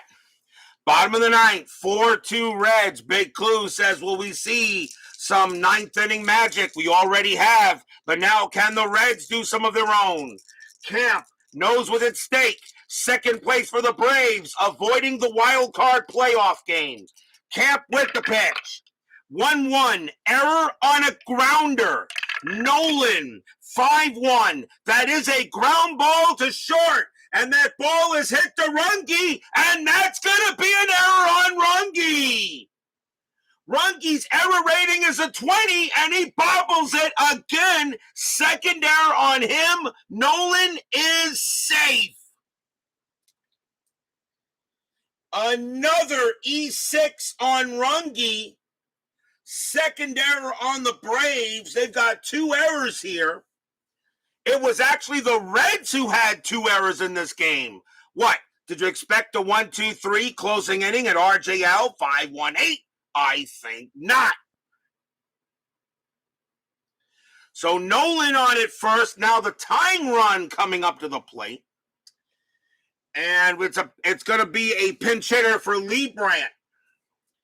So let's see who we're going to go with. And coming on to bat for the Reds will be Herman Barranca, a 333 average. He will come up and go up against Camp.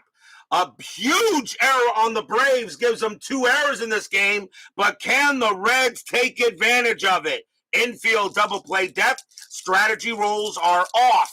Camp will pitch. 1-6. That's a blank. Barranca will swing. 6-1, and it's a base hit to right field for Barranca. Single to right. It keeps the inning alive. Nolan, though, base running rating of a 1. Single to right, +2 is 3. Right fielder Aselstein, +1 is 4. A 1-4, Nolan takes third. 5 he holds. 6, there could be an out. It is a 2. Nolan goes all the way to third. Barranca has a big base hit, and the Reds are in business.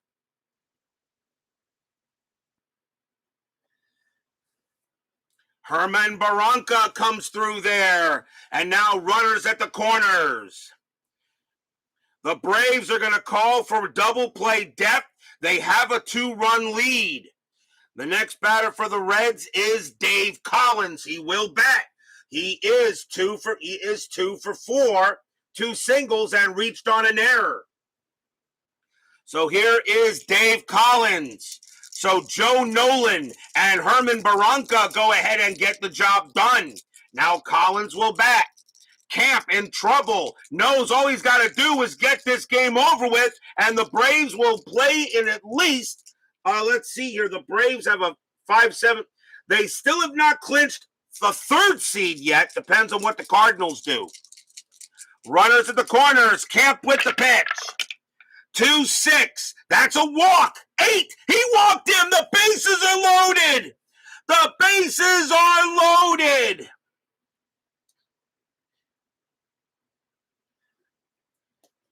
The bases are loaded, and they're going to go talk to Camp and see what they want to do here. Bases loaded, nobody out, bottom of the 9th. Are we looking at another game of the year candidate? Here comes Ken Griffey. Griffey, a .311 average. He is 1 for 4 tonight. Camp looking on what he wants to do. The Braves are still, Braves are Braves fans. Fans here at Riverfront looking for a cheer. Griffey with a double will tie this game up, possibly win it.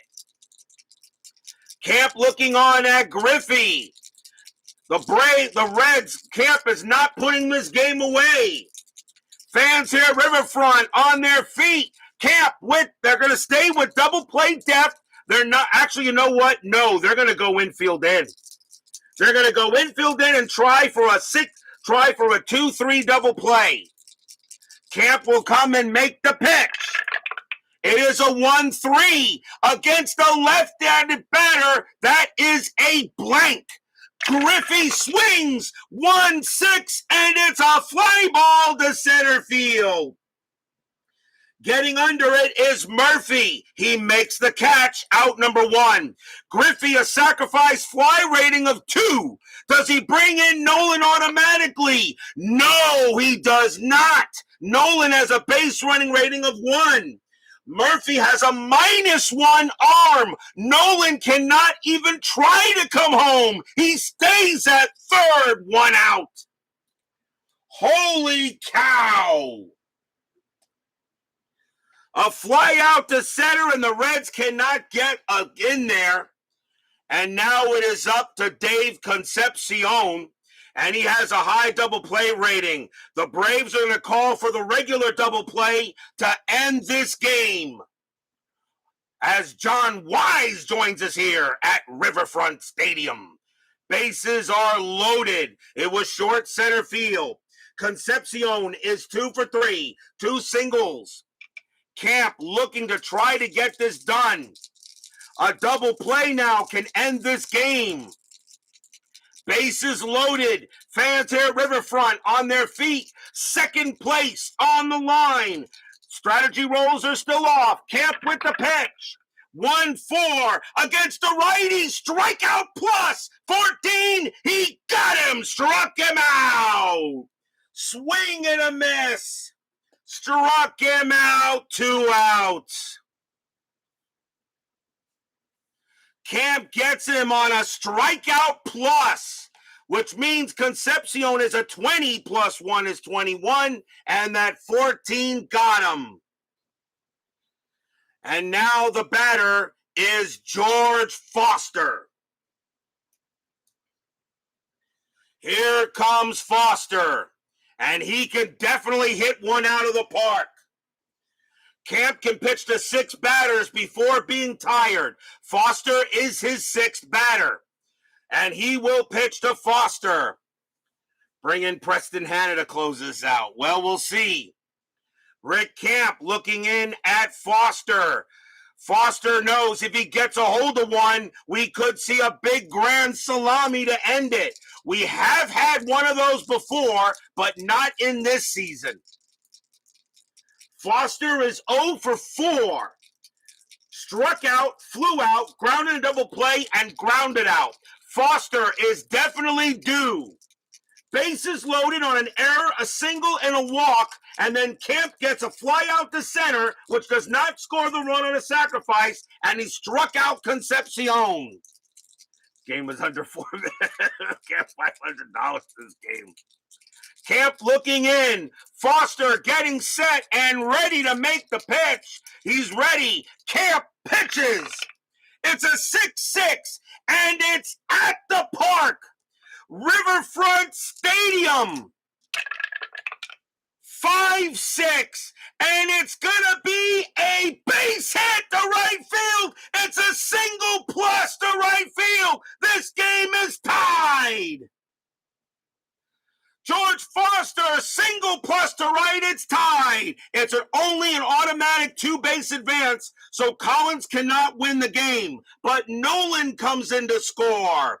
Barranca comes in to score. Collins goes to third. Now Foster does have to try for second, though. That still has to happen. Foster's base running rating is a 1.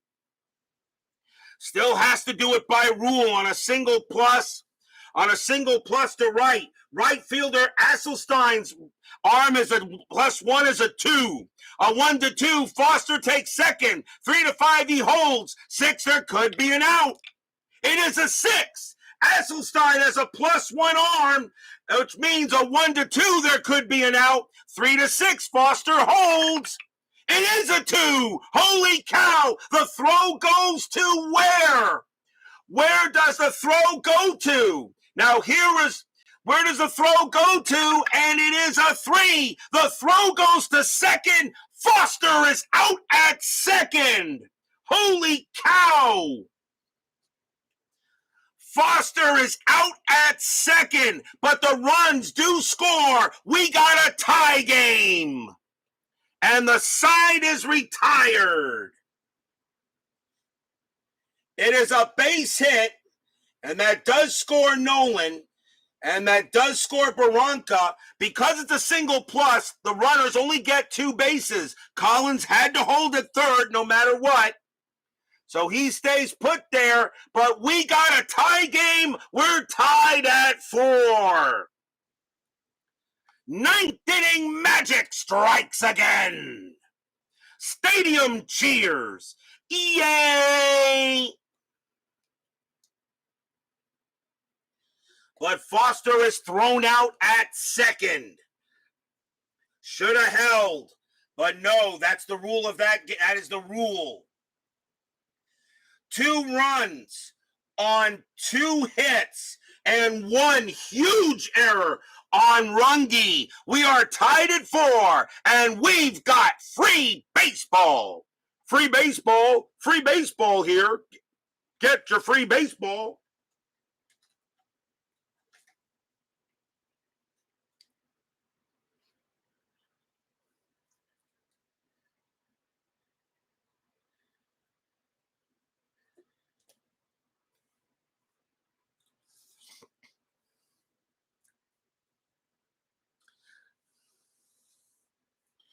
Lena Young and Rants on Sports joins us here at Riverfront Stadium. No, it may not be Moscow. Moscow would only have to be used.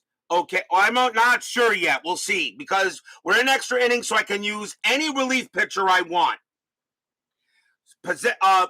Appearances doesn't matter after the 9th. Or I should say after the 8th, it doesn't matter. Appearances doesn't matter after the 8th, in the 8th inning or later. We go to the top of the 10th inning. The Braves scored 2 runs on 2 hits in the 9th inning, and the Reds scored 2 runs on 2 hits, but were helped by a huge error. Tied at 4, second place on the line. As Lena Young is now in it. Chris Chambliss leads off for the Braves. And they've got left, right, right. I think we'll see a right-hander. And who is going to come in to pitch? Coming in to pitch for the Reds is going to be Scott Brown. 1 win, no losses, no saves, a 2.77 ERA. Brown can pitch to 5 pick batters in relief before fatigue. So here is Scott Brown, as Lena Young gives us free baseballs. Here is Chambliss. Chambliss is 1 for 4. The Braves were 3 outs away from clinching second. They have to play extras. Like a playoff game, people. Brown will go ahead and make the pitch. 2-2. That's a blank. Chambliss swings. 5-6. And he popped it up in the infield. Ranging over his bench. He makes the catch. Out number 1. It's a pop out to first. A big pop fly ball to first base. And now the batter is Dale Murphy. Murphy is 0 for 4. You know he's due to hit one. Brown now will pitch to Murphy. Brown looking in. He makes the pitch. 3-2. That's a blank. Murphy, 4-2. Base hit right past second. Murphy gets his first hit of the game. It's a single. This is automatically a Game of the Year candidate, by the way. Murphy goes to first. The batter is now Glenn Hubbard, a .235 average. He's at second base. Do I want to pinch hit for him? Not quite yet. Hubbard will stay out there. Now that we're in extra innings, you got to save pinch hitters for pitchers. Murphy on it first. Hubbard walked his last time up. Infield at double play depth. Strategy rolls are on. That is a 19. Hubbard does get a bunt attempt, but he won't do that. Murphy on it first. Brown with the pitch.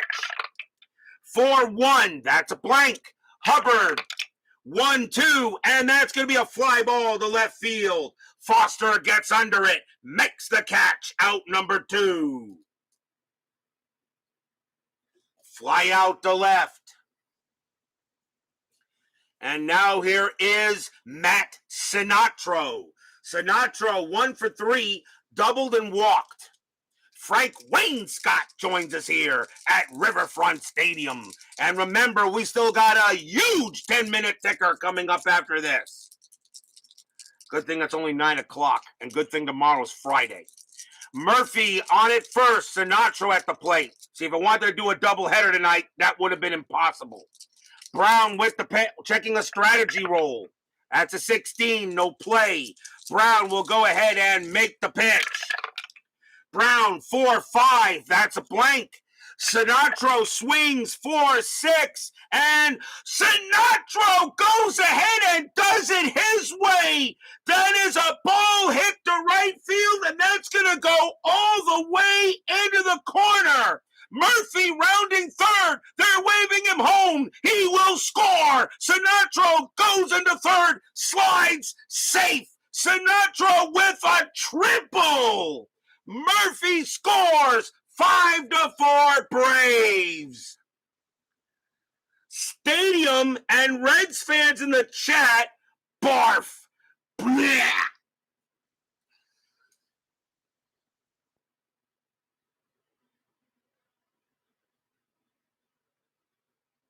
Matt Sinatro, a 4-6 is a triple to right.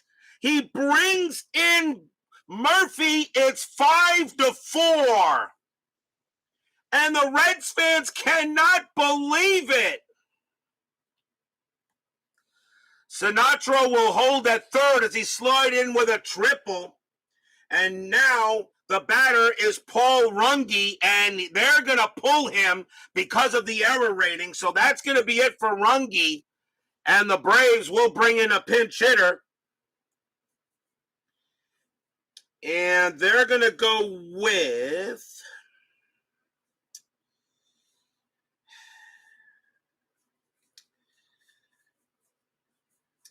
Coming on to pinch hit for the Braves is going to be Rufino Linares. He will pinch hit, but it will be, they got really nobody at short, but it will be Rafael Ramirez taking over at shortstop. Not much better at that position, really. Not really. But Rafael Ramirez will take over at short, but Rufino Linares will pinch hit.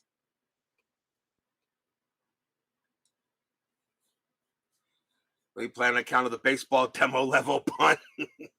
So Linares will bat, Sinatro on at third, and Brown will stay out there. He'll pitch to Rufino Linares, and we will see a timeout on the field for a position change.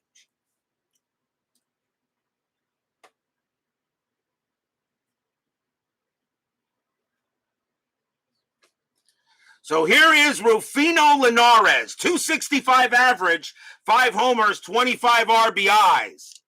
5-4 Braves. Matt Sinatro, the unlikely hero, but that's why I do the as-played lineups in games like this. Sinatro, a huge hero, might have just clinched second place for the Braves. Brown will make the pitch. We are still doing strategy roll. That is a 6. Sinatro stays put. Brown with the pitch. 2-3. That's at the park. Riverfront Stadium, 2-3. And that is a home run to the opposite field. Against a righty, Linares is a 9. That's a 20. It's going to be too high. And that's just going to be a fly ball to the opposite field, which is a fly ball to right for Linares. And Collins will get to that one, and he will make the catch and retire the side. 1 run on 2 hits. A huge RBI triple by Sinatro. 5-4 Braves.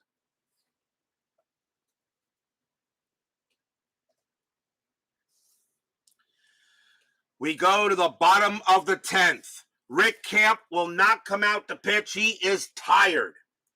Leading off for the Reds will be Mr. Johnny Bench. He will bat.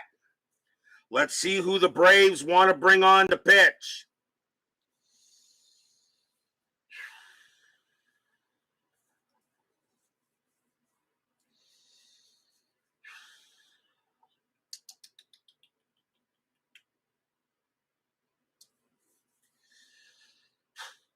I should probably go with Al Raboski, but I'm actually going to go with righties on right. So coming on to pitch for the Braves will be John Montefusco.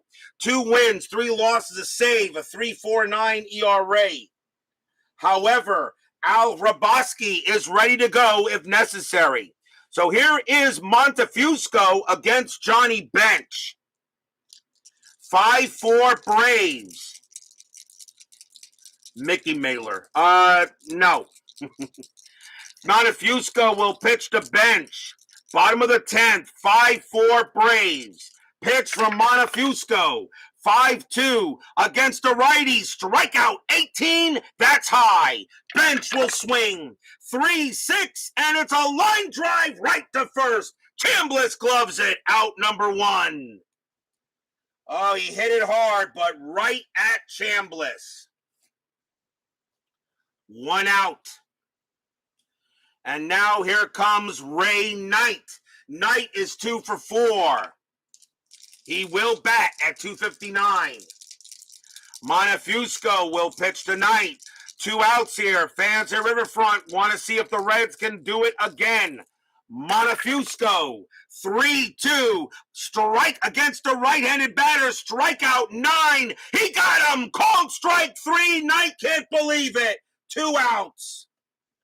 Called strike 3, and that was a beautiful pitch. And Knight sees the replay on the board, and they did have some measure of that, and realized the pitch was right down the pike. He just didn't swing at it.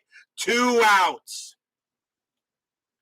And now the batter is Ron Oster. Oster is 1 for 3, a double and a walk. Montefusco, let's see what they're going to want to do with him. And they will continue to let him...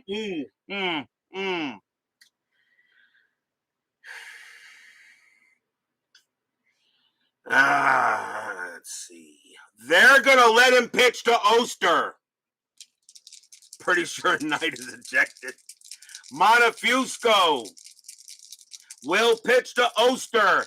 Montefusco trying to get the game over. A win here for the Braves. They clinch second place. And the Reds will have to play a wild card game against the Pirates. Montefusco ready to pitch. Can Oster keep it alive? Pitch on the way. 6-5, and it's strikeout 8 and swing and a miss. Struck him out. That's your game. The Atlanta Braves have won it over the Reds here, 5-4. The Braves are second place winners, and the Reds will be finished in third place no matter what happens tomorrow on ticker. The Braves will go at least play a wild card series. They avoid the one-game playoff. Stadium barfs. Blech.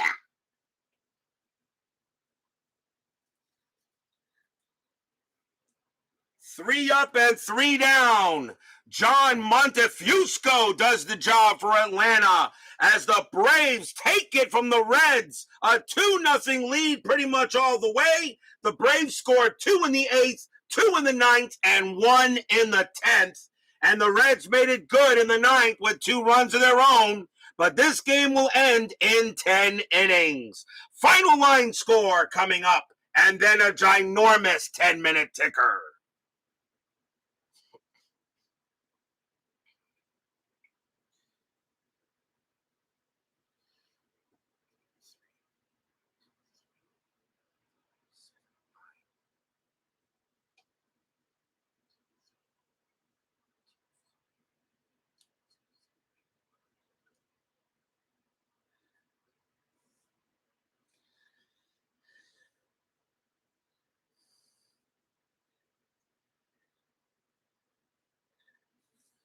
For the Braves in 10 innings, 5 runs on 9 hits and 2 errors, both on Paul Runge at short. For the Reds, 4 runs on 11 hits and no errors. The winning pitcher is Rick Camp. He actually gets the win, and Scott Brown winds up with the loss, and John Montefusco does get the save. What a win for the Braves. They clinch second place in the National League East. They are guaranteed at least the wild card playoff, depending at least what the Cardinals do in the National League East.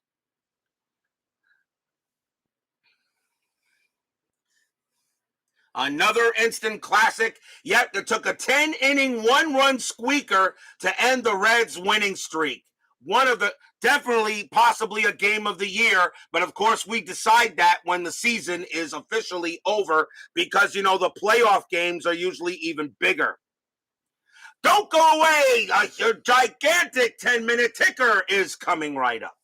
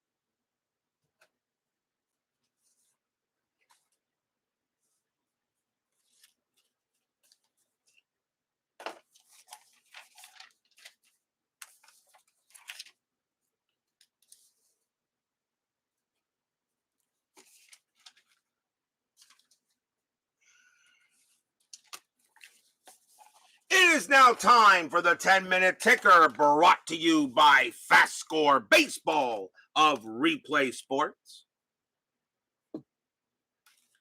And yes, they will get a playoff game. And that's one of the reasons why I decided not to do a first half or second half.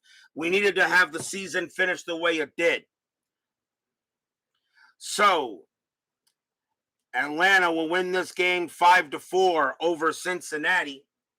So that gives them 61 wins. Cincinnati, 46 losses. But the Reds, with that loss, no matter what, even if they win tomorrow, they cannot clinch second place, as Atlanta will have better points. As you can see, they had a 2-point lead. That would not change. They would still have percentage points ahead of the Reds even if they lose tomorrow. So Atlanta does clinch second place. Right now, at this moment, they are the 4 seed in that division. Meanwhile, let's go ahead and see what 10-minute ticker has got. We're going to first start with the meaningless games. So that is what we're going to do here. We're going to start with the meaningless games. Let's see. Detroit, we'll do Detroit at Milwaukee first. That game is meaningless. The Tigers pretty much have clinched the 5 seed. Tiger Stadium will be the host of the American League wild card playoff. Let's see, Detroit 743, and that is for the Brewers an 833, and that is 3. And that's a win for the Tigers. So they definitely now officially really have clinched the number 5 seed as they beat the Brewers. The Brewers, however, back to 500. Let's see, Toronto at Seattle. Toronto 752, and that is 5. Seattle 726, and that is 2. And the Blue Jays will beat the poor helpless Mariners. The Mariners have also gone on a losing streak of their own. Let's see, Montreal and the Mets.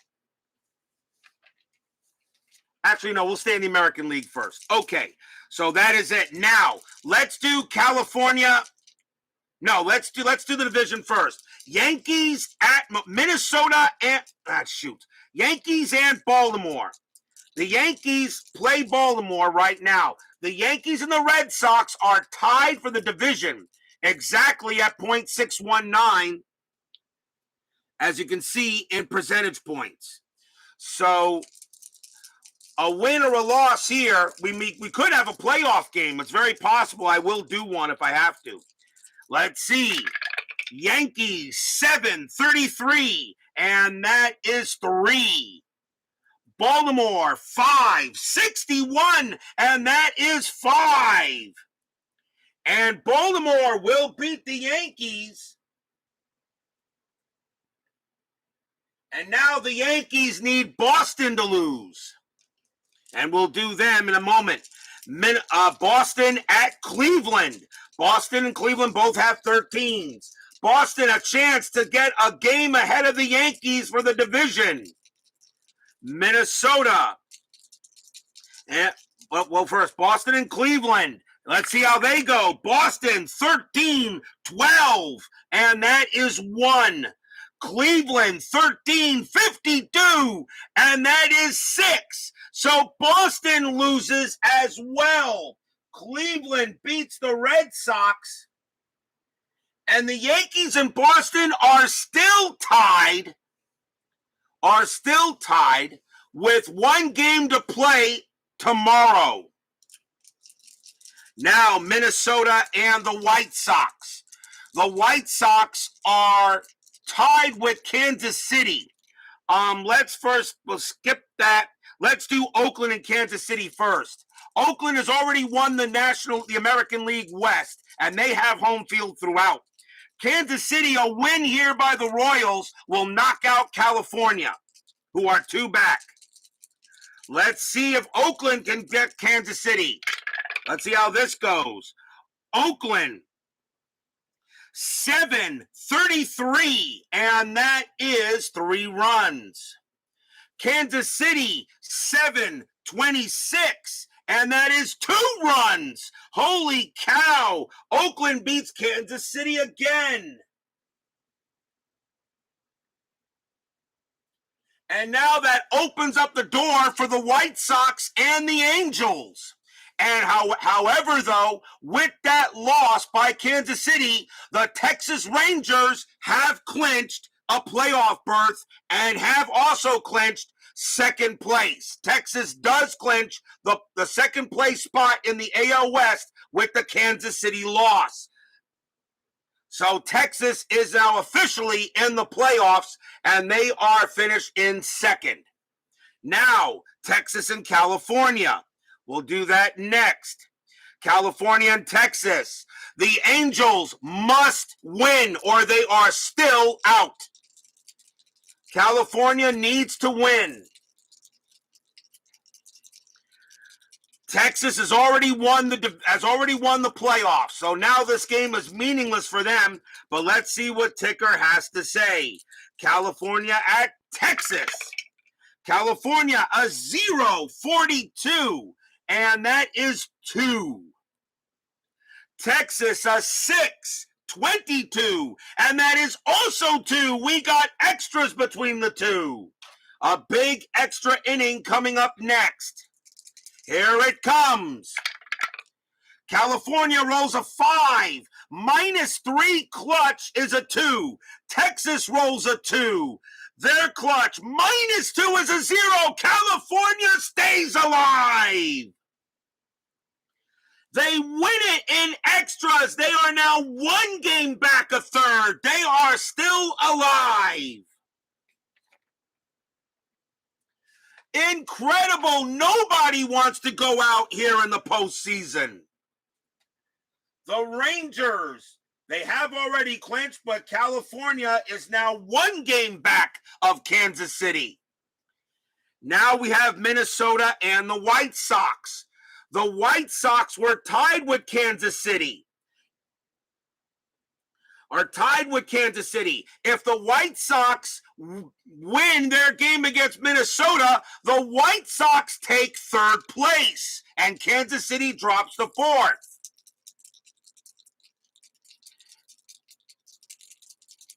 And that means California, I believe, if the White Sox win, I think California may be out.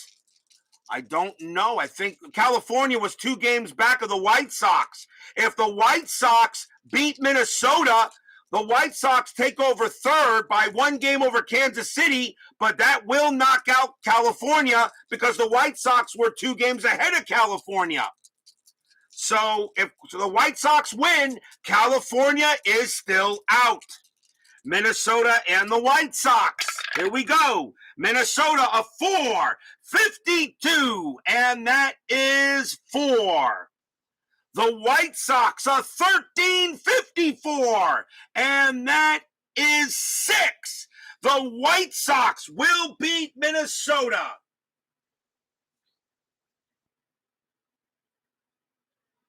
The White Sox beat Minnesota, which means the White Sox now take over 3rd place. And because they were 2 games ahead of California, even though California won, they are 2 games back of the White Sox. California is out. They are eliminated. Holy cow.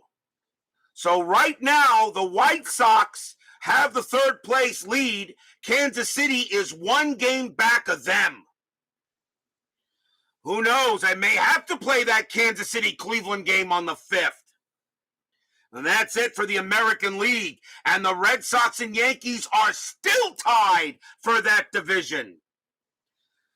I have no idea what games we'll play. We'll find out first. Meanwhile, let's get to the National League. Let's get to the National League now. Unbelievable. Houston and the Dodgers. Meaningless game. Sorry there, Steeler fan. Let's see. Meaningless game. Houston, 6-14, and that is 1. Dodgers, a 7-63, and that is 6. The Astros continue to literally fall apart at the seams. That's a win for the Dodgers, and the Astros have gone on a 7-game losing streak. The Astros have not won a game in the entire final week. Montreal and the Mets, meaningless. Yep, my Mets meaningless. Montreal 11-24, and that is 3. The Mets a 3.35, and that's 2. No happy recap for me, and the Expos get that win. And right now, believe it or not, Montreal is a game above 500. They are 54-53. but the Pirates are way too far ahead of them anyway, and that's why Pittsburgh already clinched.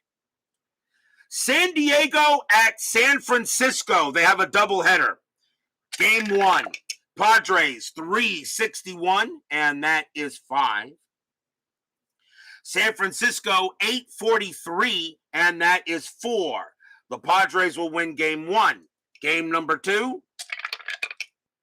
Yeah, it was streak started before the current standings page. You're right. San Diego 856, and that is 6. San Francisco 1722, and that is 3. And the Padres have taken both games against the Giants as their losing streak continues as well. Wow, the Giants also fell apart as well. Holy cow. Now, Cubs and the Phillies and the Cardinals and the Pirates. We will do the Cubs and the Phillies. We'll do the Pirates and the Cardinals first. St. Louis at Pittsburgh. St. Louis at Pittsburgh. A loss by St. Louis and a win by Philadelphia. The Phillies will clinch the National League East. Let's see what happens. St. Louis, 1845, and that is 1845, and that is 6. The Pirates, a 1025, and that is 3. And the Cardinals beat the Pirates. So now at this moment, the Cardinals are tied with the Phillies. Now, Chicago and Philadelphia. If the Phillies win, they stay a half game ahead. If the Cubs win, the Cardinals have just taken first place away in the division. Cubs, 1053, and that is 5. The Phillies, 1866, and that is 12. The Phillies will beat the Cubs, and they will stay a half game ahead of the Cardinals with one day left to play. That is your 10-minute ticker. If your team won tonight, congratulations. If they didn't, there's always tomorrow. Now, question, which games to play? Which games to play? Well, let's decide here. We're going to do a doubleheader tomorrow night. It only makes sense. In the American League at this moment, the Boston Red Sox and the New York Yankees, they are tied at 65 and 42. A win or a loss by either or, and one of those teams will win the division. But all 3 teams, however, are in. Boston, the Yankees, and Detroit are in the playoffs. The only with California now eliminated, the only division that has not set all their 3 playoff teams is the American League West. California is eliminated. The White Sox will now have a 1-game lead on Kansas City.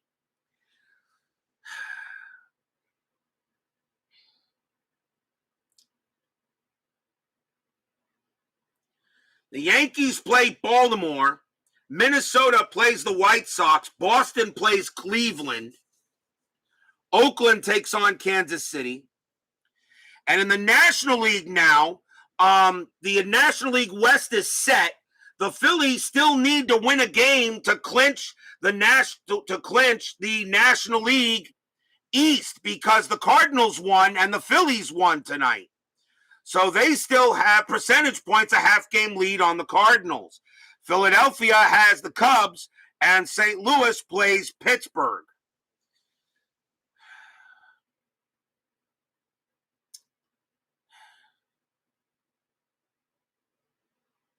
Well, I really don't know. We can only play 2 games. I can't do 3. I don't want to do a triple header. That will really kick my butt.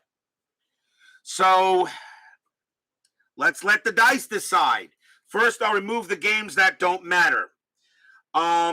Yankees in Baltimore, play them all. Subscriber marathon. Yeah, okay. Yeah, do you want me to lose my voice? Remember what happened last time?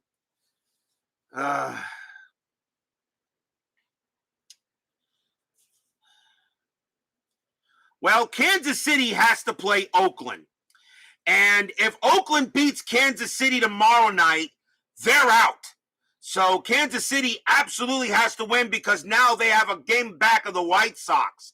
If Oakland beats Kansas City tomorrow, and since Oakland is already in it, Oakland and Kansas City, I'm going to choose.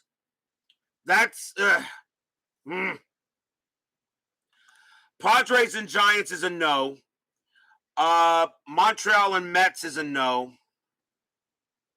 Houston and Dodgers is a no. Atlanta, Cincinnati is a no. California, Texas, that's a no. We'll just cancel the playoffs. Toronto, Seattle, that's a no. Detroit, Milwaukee, that's a no. Cubs and Phillies, that's important because the Phillies need to win it. They need to win it. They win, they win the division. Cardinals in Pittsburgh is important as well, but that game only has a bearing on the Cubs and the Phillies. If the Phillies beat the Cubs, then no matter what happens with St. Louis, they can't win. And then there's Oakland and Kansas City.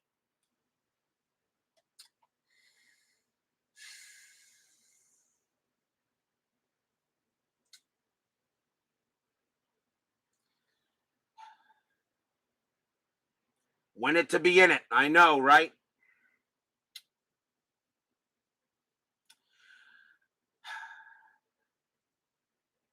And of course, now Boston, Yankees, Baltimore, Boston, Cleveland. I mean, I have no problem if the 10-minute ticker wants to decide the division winners. I really just want to play games where a playoff berth is on the line. Boston, the Yankees, and Detroit are already in it. Boston and the Yankees, even though they're important, but whoever loses the division there is automatically in the division series. It doesn't matter. Texas is clinched second place, but they clinched the 4 seed. That's not changing. The Rangers will host the American League Wild Card Series between the winner of Detroit and Kansas City or the White Sox. So I'm not going to do Boston and the Yankees. I will let the ticker decide the division. Not a problem. Minnesota and the White Sox. And Oakland, Kansas City. If Kansas City's still alive, I can play their game on the 5th. I was thinking about that too. All right, here's what we're going to do. We are going to first play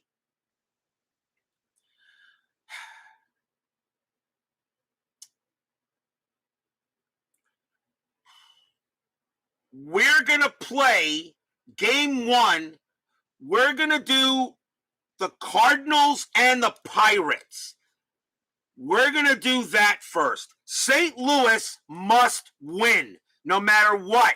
Even if they win, if they lose, Philadelphia clinches the division. St. Louis has to win. Philadelphia does not have to win their game against the Cubs does not have to win their game against the Cubs. They would like to, but a Cardinal loss automatically gives Philadelphia the division. So the first game is going to be St. Louis at Pittsburgh, plus, I think, what was his name? Schrank actually came into the chat and was asking why I didn't do a Pirates game. Well, we're going to do a Pirates game. So game 1 will be the Cardinals and the Pirates. That will be game 1. Game 2, and I will let the ticker decide with the Phillies.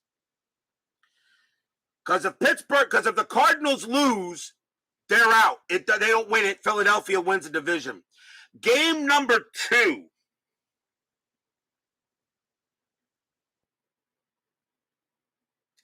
We're going to play Minnesota and the White Sox. We're going to play Minnesota and the White Sox. If the White Sox in, they're in. They have a 1-game lead now on Kansas City because of the loss. So if the White Sox win tomorrow, they clinch the final playoff spot in the American League. So that's a playoff berth game. That needs to be won. We will do Minnesota and the White Sox. That will be game 2. And we'll do that as a game 2 because that game has a playoff berth on the line. So I hope you guys don't mind. I think that's 2 good choices. For the Cardinals, it'll be Bob Shirley. For Pittsburgh, it'll be Odell Jones.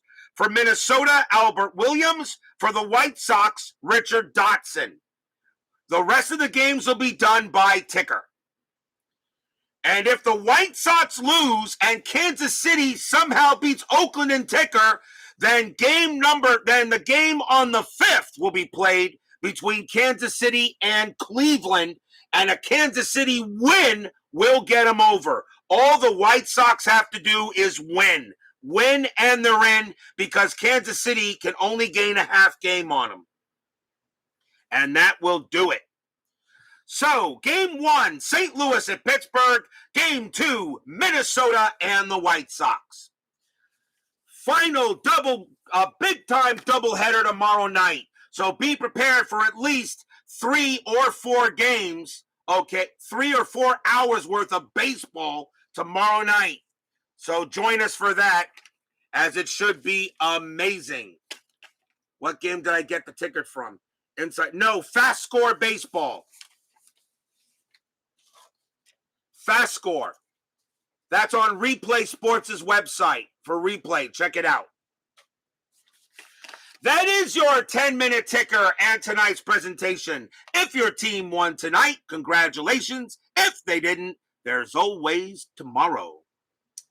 Woodman 564, Steeler fan, John Wise, Jim Connell, Sean 1113, BB, Big Clue, Rants on Sports, Lena Young, Frank Wayne Scott, and let's see here. Let's see, Jeff Gotts, Dave Little, Jack Dawson, Brandon Baker, Philip Reynolds. Thank you all for joining me tonight.